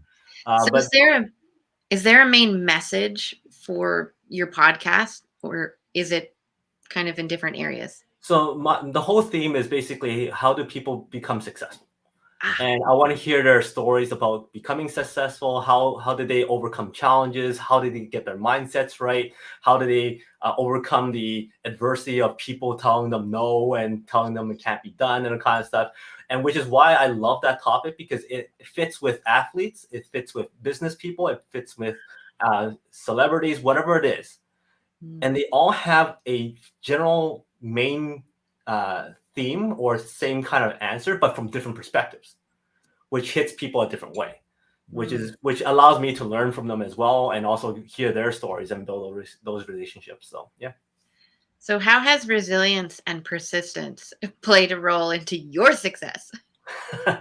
For everything. Like if it wasn't for persistence, I don't think I would be in real estate. I wouldn't think I'd be coaching people. I wouldn't think I would have 8 books out. It's that whole thing where I go, you know what? I want to get this out. I'm going to get it done. I want to be able to speak on stage. I'm going to get this done. So it's one of those things that I pride myself a lot on, is that resilience and that persistence. As long as I'm advancing a little bit each day, then I'm happy. It may not be a lot each day, but it's something each day. So when Scott asked about what do I coach on, I coach a lot about that business mindset, that entrepreneurial mindset. How do you overcome challenges? How do you look at things in order for you to be more positive instead of from the negative perspective? I do a lot of book coaching. In fact, a lot of my clients write their books within 3 months and have their books in hand. And then also I work on their speaking. How do they get more speaking engagements? How do they do better presentations and all that kind of stuff? So I work on that as well. And then real estate. If people want to start in real estate, I coach in that aspect. What do you think the main differences are for entrepreneurs who still have an employee mindset and entrepreneurs who have started developing that entrepreneurial mindset? What is that difference between? I think the biggest difference between the two is the lack of support or the lack of a coach. Right? When you have a coach in your corner, that person is the person that's going to tell you, you can do this. I'll challenge you to do that. This is your next step. Yeah. And that's where the entrepreneurs keep on growing and advancing. The ones who are kind of teetering between entrepreneurial and employee, they don't have that support, or they don't have that person who's telling them, you know what, this is the right move. Or yes, put your money into this real estate property. Or yes, go on and try that. Because they're surrounded with family members or friends or people in their network who are there for all the right reasons. They're supporting them, they care for them, they love them, whatever it is. But they're caring for them from a standpoint of they don't know that world. And therefore, they're pulling them back because they're afraid for them of the what if. One of the biggest things I tell a lot of my clients is that anything that you want to do in your life is being done, has been done successfully, or has been accomplished in a similar type of form by somebody else already. So if you want to do that one specific thing, reach out to the people who have already done it or are doing it. Don't reach out to people and go, hey, mom or dad, what do you think about this? When they have no idea about real estate, when they have no idea about speaking or anything like that. And then ask them for advice, because that's not going to get you anywhere. My accountant husband, how am I supposed to market this book? He has no idea. He's like, I don't want to look. It's entrepreneurship. It's scary. I don't understand. But it took me a while. I was that person where I'm like, I'm going to be a business owner. I'm going to do all the things. What do you mean my husband doesn't support me? or my friends or my coworkers or like everybody else pretty much, except for the other entrepreneurs. Yeah. And you really find yourself gravitating to those people. So where do you find more people who are like you? Well, you hang out with people like yourselves, right? You find people who are driven. You find people who are wanting to impact and add value to other people. Those are mostly the people who are entrepreneurial spirit. They're not afraid to fail. They're not afraid to learn. They're not afraid to being told, hey, this is what you need to do to improve. For me, I hang out with a lot of different networking groups. I'm part of 2 or 3 groups per week. I have another group during the nights. I have some groups during the day. And then from there, there's like hundreds of people in those groups. So you keep on building relationships from there, and then you kind of grow kind of thing, right? It's interesting. Sorry, go ahead. Do you have a favorite group? I follow JT Fox a lot. He's been somebody I've been following for a long time now. He's helped me out in a lot of different scenarios, giving me a lot of great opportunities to meet celebrities and speak on stages and whatnot. So he's somebody I've been very, very fortunate to have met. One of the things we were talking about recently, I still remember vividly when I started telling my family I was quitting architecture to go be a personal trainer. I'm like, wait, what? You've been at that career for 13 years. You're about to be an associate partner in one of the most successful firms in Alberta, and you're quitting?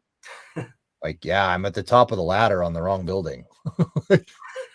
I'm good at this, but I don't love it. And I need to do what I love. And they all thought I was nuts. And they were right, because for the first 2 years, I couldn't pay the bills. So I had to do contract architecture until I built my own gym.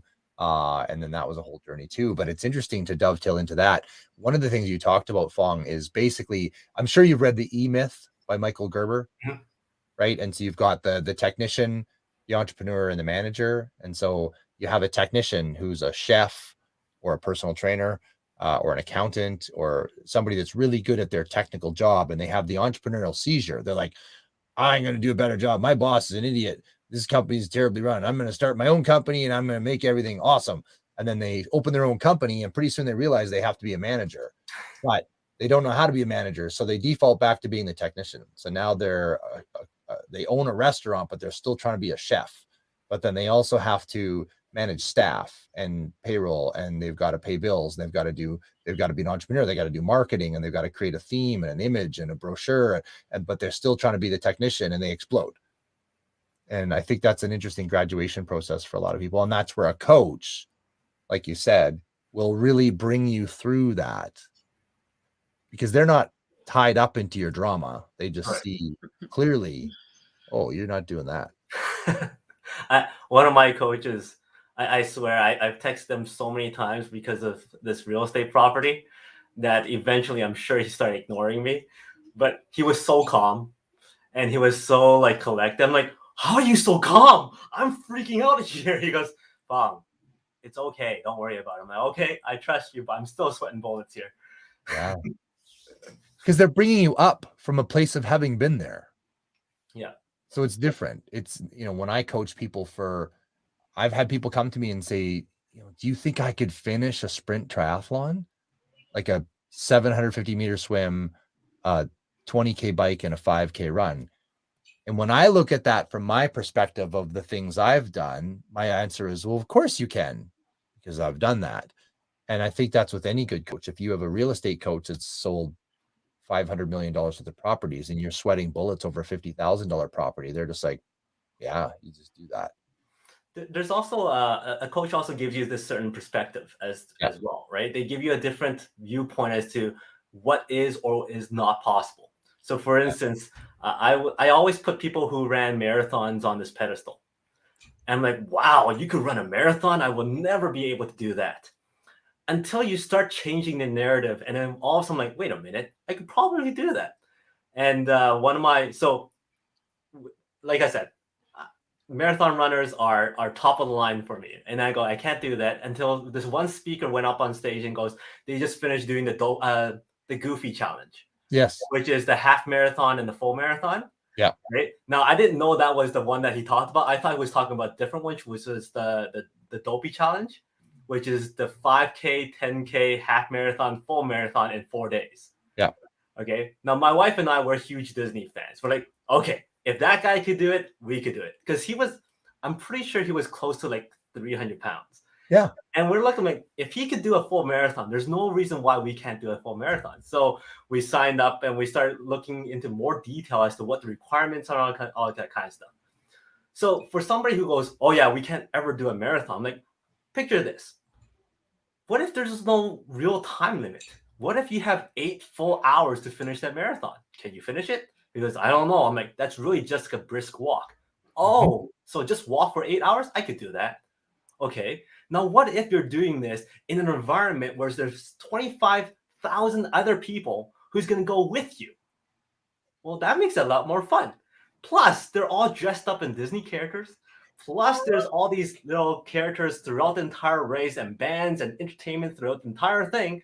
It makes it a lot more easier. So all of a sudden, you're like, wait a minute, I can do a half marathon or I can do a full marathon. So it's that whole perspective thing. Mm-hmm. Well, see, now I want to do one.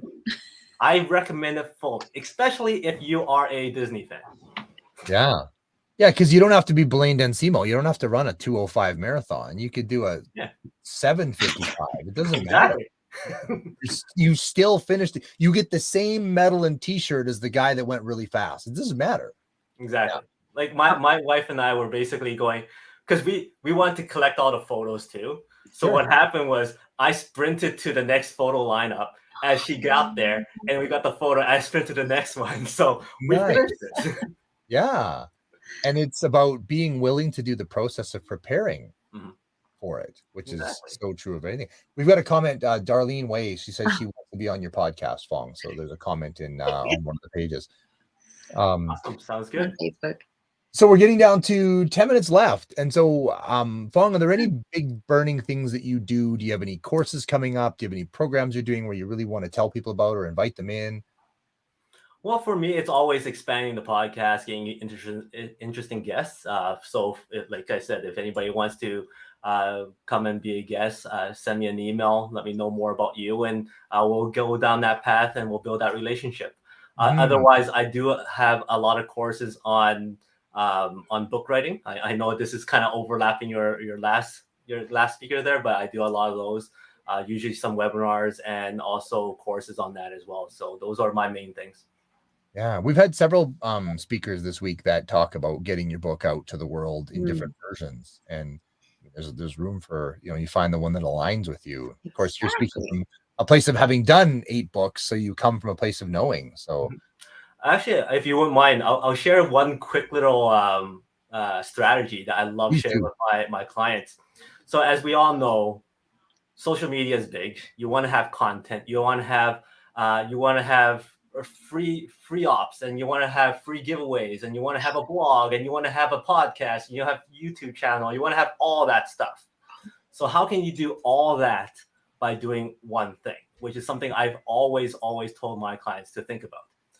So what if you started a podcast, okay, and you have one main theme? I don't care what theme that is, okay, and that main theme has 10 segments to it. All right, so pick 10 segments to that theme, and you do only a voice recording of yourself. Let's say a 15-minute kind of talk on that topic. So let's say, well, how about this? Pick a topic. Health. Keto? I was like, that's a hot topic right now. Oh, it's dying fast. Oh, good. Intermittent fasting is the new key. Okay, let's do intermittent fasting. Keto's already dead. People have figured that one out. We've moved on. Intermittent fasting. Intermediate fasting? Yeah. Okay, so let's say you do a podcast on intermediate fasting, okay? Intermittent. Yeah. Now, if you were to split that up into 10 segments, what would those 10 segments be? I was going to say something like hormones, sleep, digestion, choice of foods, 12-hour versus 16-hour versus 18-hour Well, versus yeah. 24-hour versus 36-hour versus Okay. 48-hour. Good. Oh yeah. So now Ratio you have is so now you have 10 segments. Okay. Now can you talk 15 minutes on one of them? Yep. Can you talk 15 minutes on the other and the other and the other? Okay, so you can most likely. Easy. Now you said easy, so you probably don't even have to prepare too much to do that. Okay.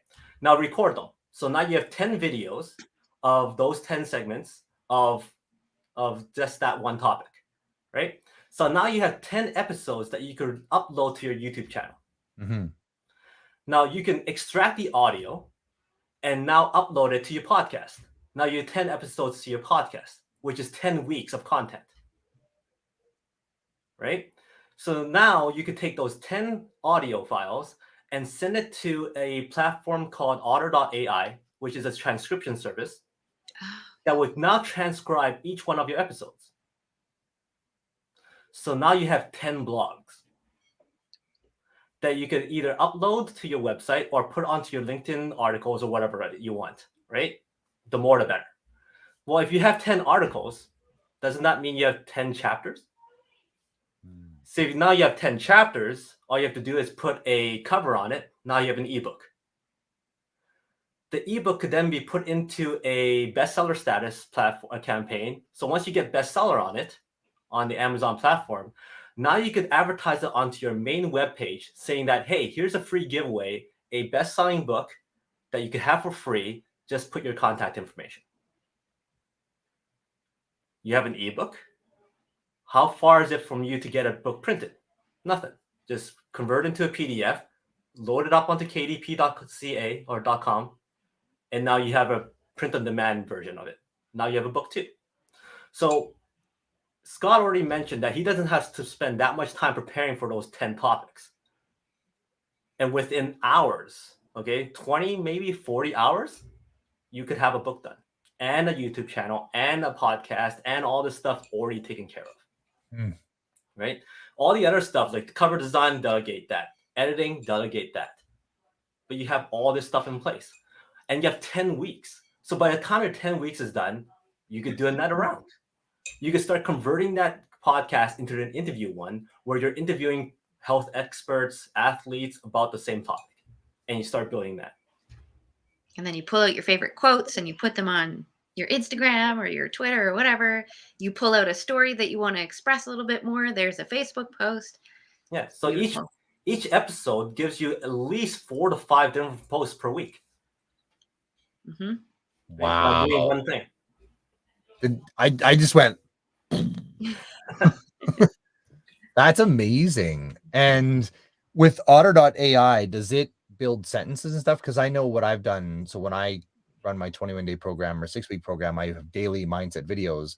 And sometimes I'll have a DMV it was recorded 4 or 5 months ago, and I used a couple words. I want to change it. I want to re-record it. But there's some really good stuff I want to keep. So I use the YouTube transcribe, but then it's got all the time indexes. So I found a piece of software that'll pull all the time indexes. And then I put it in another one that pulls all the hard enters. So now it's one big ugly run-on sentence. But every time I say or it's UM. So does Otter.ai, does it remove those and make beautiful It sentences? depends on which versions you buy. Like the more expensive ones gets you better transcriptions. Dragon Dictate does it too. So you can actually use that as well. But again, depending on the versions you buy. But I think you still have to go in and clean up the sentences. Hey, yeah. Okay. I was curious. So you could, like for me, like if that's how I did my last 2 books. I recorded a course.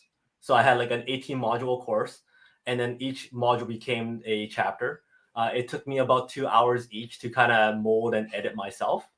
So within 30 hours, I have my book draft done and I send it off to an editor. So it really depends on what works best for you. You could always go into that word or that text created by the transcription, and you can do a search for words, and it'll pull up however many words there are of that same word. So if you say and you want to delete all the you can just search for and it'll tell you there's 17 instances. Replace all. What do you want to do? Delete all. Just delete all of them. Yeah. Well, and the reason why I specifically said 15 minutes of content is because most people speak on average 125 words a minute. Yeah. So with that, 15 minutes gets you, and then minus a few bits and parts in there, up and downs and whatnot, you'll get about 10 to 15 pages on your book, which is equivalent to a chapter. Yeah.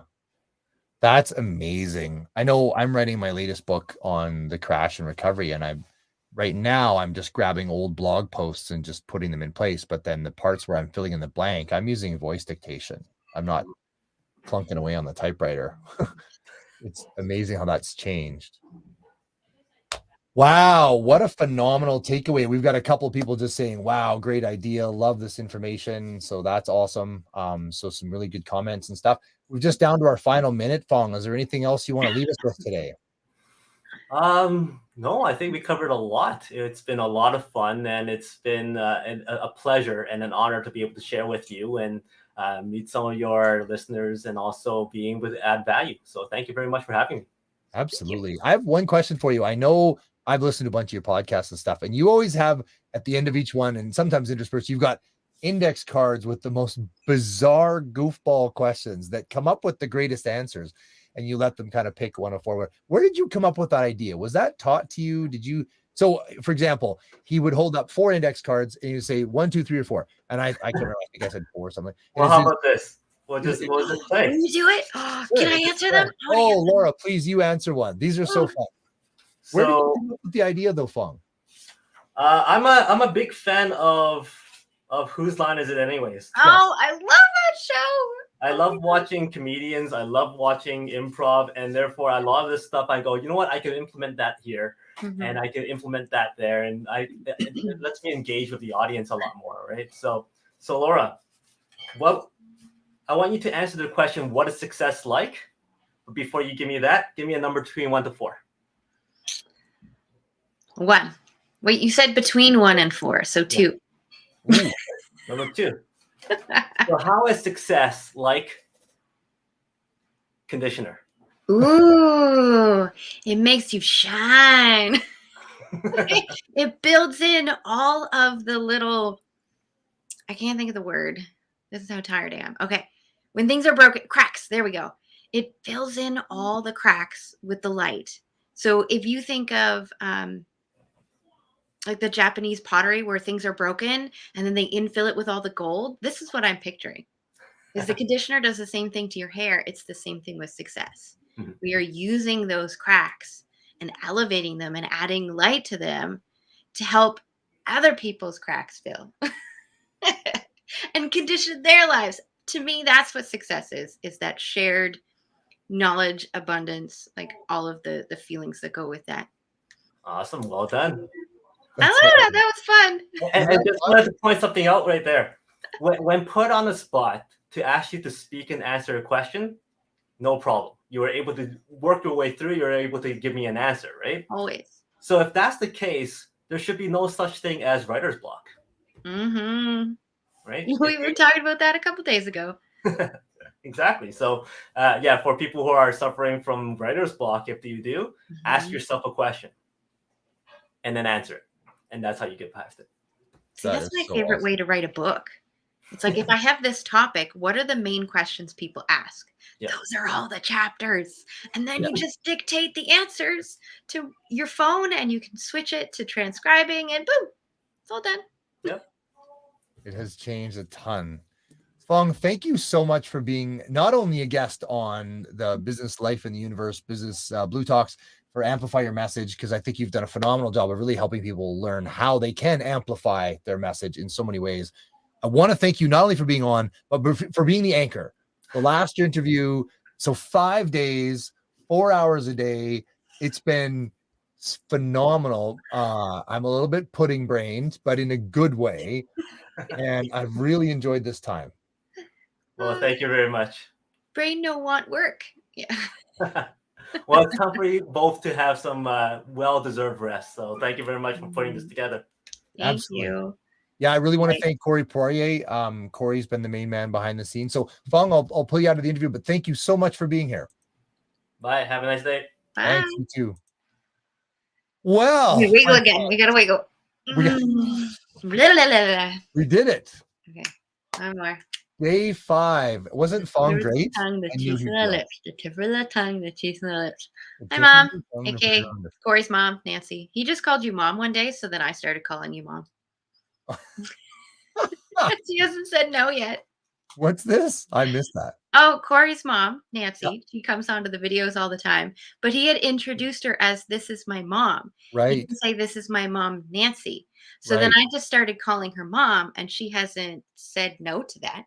Got it. I love Sometimes it. I'll just be like, "Hi, Mom." Yeah. You could go there. It came up for me. There you go. That's so fun. What a brilliant Go. 5 days. Hokey smokes. I know. Oh, and just the last 2 days, I was like, I know we did a lot of recaps for the first 3 days, but let's recap the last couple days. Mm-hmm. A little more detail. Yeah, yesterday, Julia Langley to start out with, the singer. Oh, Nancy said I don't have a daughter, so go for it. Nice. Thanks, Mom. Yeah, Where were yesterday we? morning with Julia, singer, was so good, turning obstacles to opportunity and just really teaching singing for speakers was neat. Yeah. I figured that would be a nice switch of the typical podcaster speaker kind of roles that we have a lot in here. I'm like, she's a singer, Yeah. but yet she teaches for speakers, and it's the same skills, the same Yeah. amplification of message, just in a slightly different format. Yeah. Yeah, that was great. Did you notice yesterday I sang in Kermit the Frog voice? You did? I will have to make sure Julia gets that clip, specifically that clip, and I will send it to her. And then I'm also going to send you the link to the Clubhouse rooms, and you can join us. You can Is practice Clubhouse with your still voice. just for, is it still just for iPhone users? No! Okay. I noticed this summer that it was for Android too, because I have been waiting. Yeah. I love to talk. So I'm like, So when is it coming? It's here. You're good. And then we had Anthony Frisina. Yeah. Whom I adore. I don't remember, or I don't know if you remember, but on my vision board, I'm pointing this way because that's where it is. Yeah. There is a lock with keys. And for Yes. my birthday, he Yeah. sent me the lock saying, I have unlocked so much within him since we met in the summer at an event, community we're a part of. Mhm. Like, oh my God, that stuff makes me cry. Yeah. But I feel the same way on the other side. I love people as people. I see them behind their masks and their armor. So I didn't really understand the whole diversity inclusion thing to the level that I do since I've met him. Yes. Same thing with all the architecture and the whole accessibility, air quotes completely intended. Yeah. It's a whole new level of opening your eyes. Yeah, it's perspective. Yeah. Wow. Yeah, it's literally being in someone else's shoes, or in this case, wheels. Exactly. Kinda. Or like he said, somebody that's visually impaired or hearing impaired, it's a different world. It's a He completely did different say world. that when he comes to Halifax, that I can wear my Mario outfit and Yeah. he's going to dress up as Luigi, and I can wheel him around really fast in the park, in the public gardens, and he can throw knitted bananas at my friends. Knitted bananas. He's like, I have a need for speed. He sent me a video yesterday of, how motorcyclists go off those jumps and then do fancy stuff and land on another jump? Yeah. He sent me a video of a wheelchair doing that. And I was like, oh my God. Oh my. Yeah. So Oh, wow. that's Anthony for you. There's a short video you need to look up on YouTube called Danny Daycare. Danny Daycare? Danny Daycare. Danny, I forget his full name. He's an outrageously talented, I believe he's Scottish mountain bike rider. I mean, he's the guy that can back wheel hop up onto a log and then a bench and then a post and then a thing, and now he's on the roof of a building, and then he can cycle for a bit and he can hop down off the building on the back tire of his mountain bike. He's that guy. Wow. And he did this whole video sequence where he went to babysit his friend's daughter. She's 5 or 6 years old or whatever. So he's got her in a little pull along, and then he does all kinds of stuff. But then he starts doing tricks and flips and backflips and stuff like that, and it's unbelievable. Danny Daycare, you gotta check it out. Anyway, Okay, yes. you know, when we were talking with Anthony, and there was no time to add in with ADHD, I think of things like 1,000 miles an hour. I'm like, I'm not gonna be able to fit that in because we're busy talking about something else, and that's just a distraction. So don't. But one of the things that came to me was a joke. It's like, well, I've been learning to read in Braille, and I'm reading this amazing murder mystery book, but something's coming. I can feel it. He would love that. Right? Send that to him. I know I wanted to share that one, but there was the opportunity wasn't there. We were talking very serious. No, he's hilarious. Like, yeah, his comedy around his situation and his beliefs and work. He just gets me every time. Every time. Love it. So he was great. And then we had Claudia Wells, which Corey interviewed, which was another awesome interview. I tuned in for part of that. Unfortunately, I couldn't. So that's okay. That's okay. So that was good. I didn't, you know what, though? I didn't make any notes for whatever reason, because I was doing a couple of other things. But and then we had Rosalind Fung. Oh, she's and my internet again. Yes, right. She futzed with your internet. But to have her speaking on kind of the same things, because she's in the same vein as Janet Atwood, right? Or was it Janet? Yes. No. I'm back a page. I got it in the direction. She's doing the same work as Emily. That's okay, right. Similar. Akashic, yeah, the Akashic Records, the Akashic guides and stuff. So yeah, I went back the wrong direction. I was like, that's not the right name. So yeah, Rosalind, and she's just a spitfire of energy. She's so much fun. Yeah. I loved what she said. She said the hardest work is the heart work. Yes. And I've heard that many times, but just the impact of it. The hardest work that we can do is the heart work. Yeah. It's the looking at ourselves. We don't want it. We would rather look at everything else. Shiny object syndrome. But to look inside. Yeah. Because and we talked about that this morning. That's about where you have to be vulnerable. Yeah. You know, you have to come face to face with, oh boy. I have a meme that I have where it's a cartoon. There's a guy laying on a bench in the psychiatrist's office, and the guy says, Can we find a different solution where I'm not the problem? I like that too. Yeah. I want to just connect that to the hardest part is the hard work. I want to connect that to business for a moment. We say that we want other people to see us. We want to be visible. We want to share our message and get it out there. But are we visible to ourselves? Right. Are we allowing those parts of ourselves that we're trying to share, which is a part of our message, and usually our trauma? Are we willing to see that part of ourselves? Yeah. Because we're not willing to see that. We're not willing to see that in the people that we serve. Yeah. And I mean, you talk about amplify your message. And if there's a part of me that's malfunctioning and broken, being a business entrepreneur, I amplify that broken. Yep. It becomes glaringly obvious. That's called trauma dumping. Yeah. Yeah. Yeah. The other, my mind is again going a mile a minute at the moment. I'm just so excited. I love all of this stuff. Yeah. When you share your message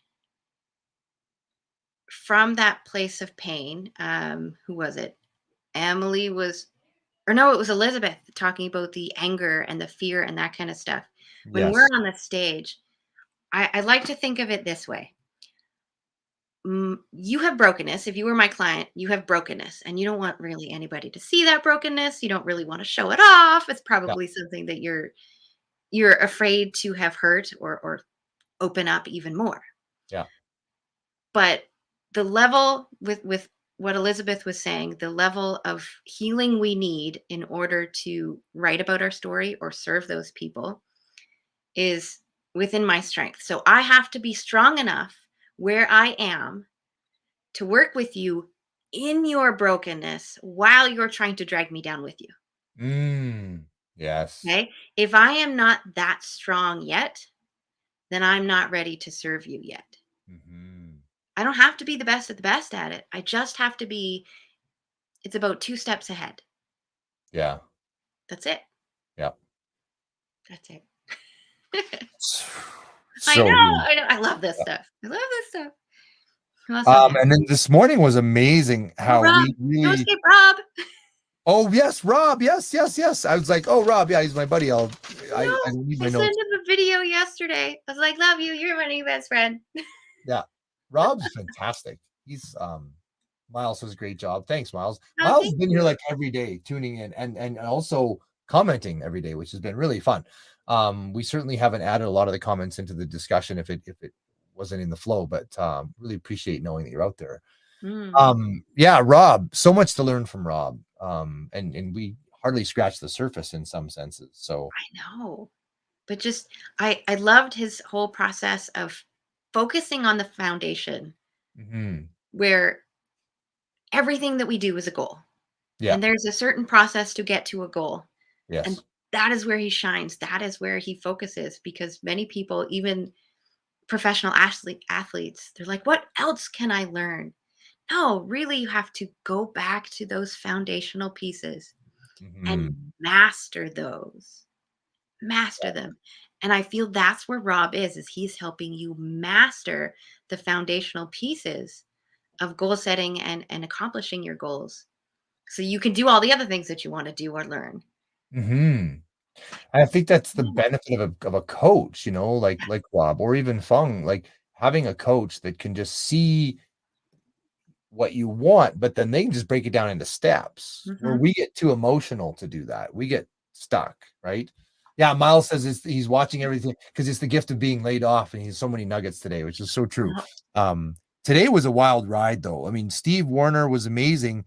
He was definitely nuts and bolts, and then Emily with the Akashic, very like woo, and then back down to Ely Delaney, which is very much marketing and nuts and bolts, and then Elizabeth back to hearts, and then back to Fong, who was nuts and bolts. It was a funny day that way. It was kind of like a roller coaster. It really was, which is exactly what Elizabeth was talking about in your writing, is you need that emotional roller coaster. Yeah. It's like the highs and the lows. I mean, we didn't plan it that way. It just happened to be that way. And I think that's exactly what we needed today. Yeah, when I tied it back to like one of the things that Corey Poirier has so wonderfully created with bLU Talks: business, life, and the universe. It's all three things, because you want your business stuff, right? Yeah. Life, and the universe. And the universe, yeah. Like because business, if you're trying to run a business without being connected to the universe or creating a value for your life, it's a mess, right? If it's business with no life or universe, you're a workaholic slave. If it's universe with no business, you're broke. I'm going to show you something before we go, because it made Corey embarrassed. So it's oh well, totally, slightly embarrassed. It's Corey. Mandatory then. So okay. Yes, conversations with Nova Scotians. Look at that old picture of Corey. Look at that. Conversation with Nova Scotians. And then here's the photo that he uses in his presentations all the time. Like, look at that. His mom talks about. Yeah, I love it. I found this one day. I'm like, oh.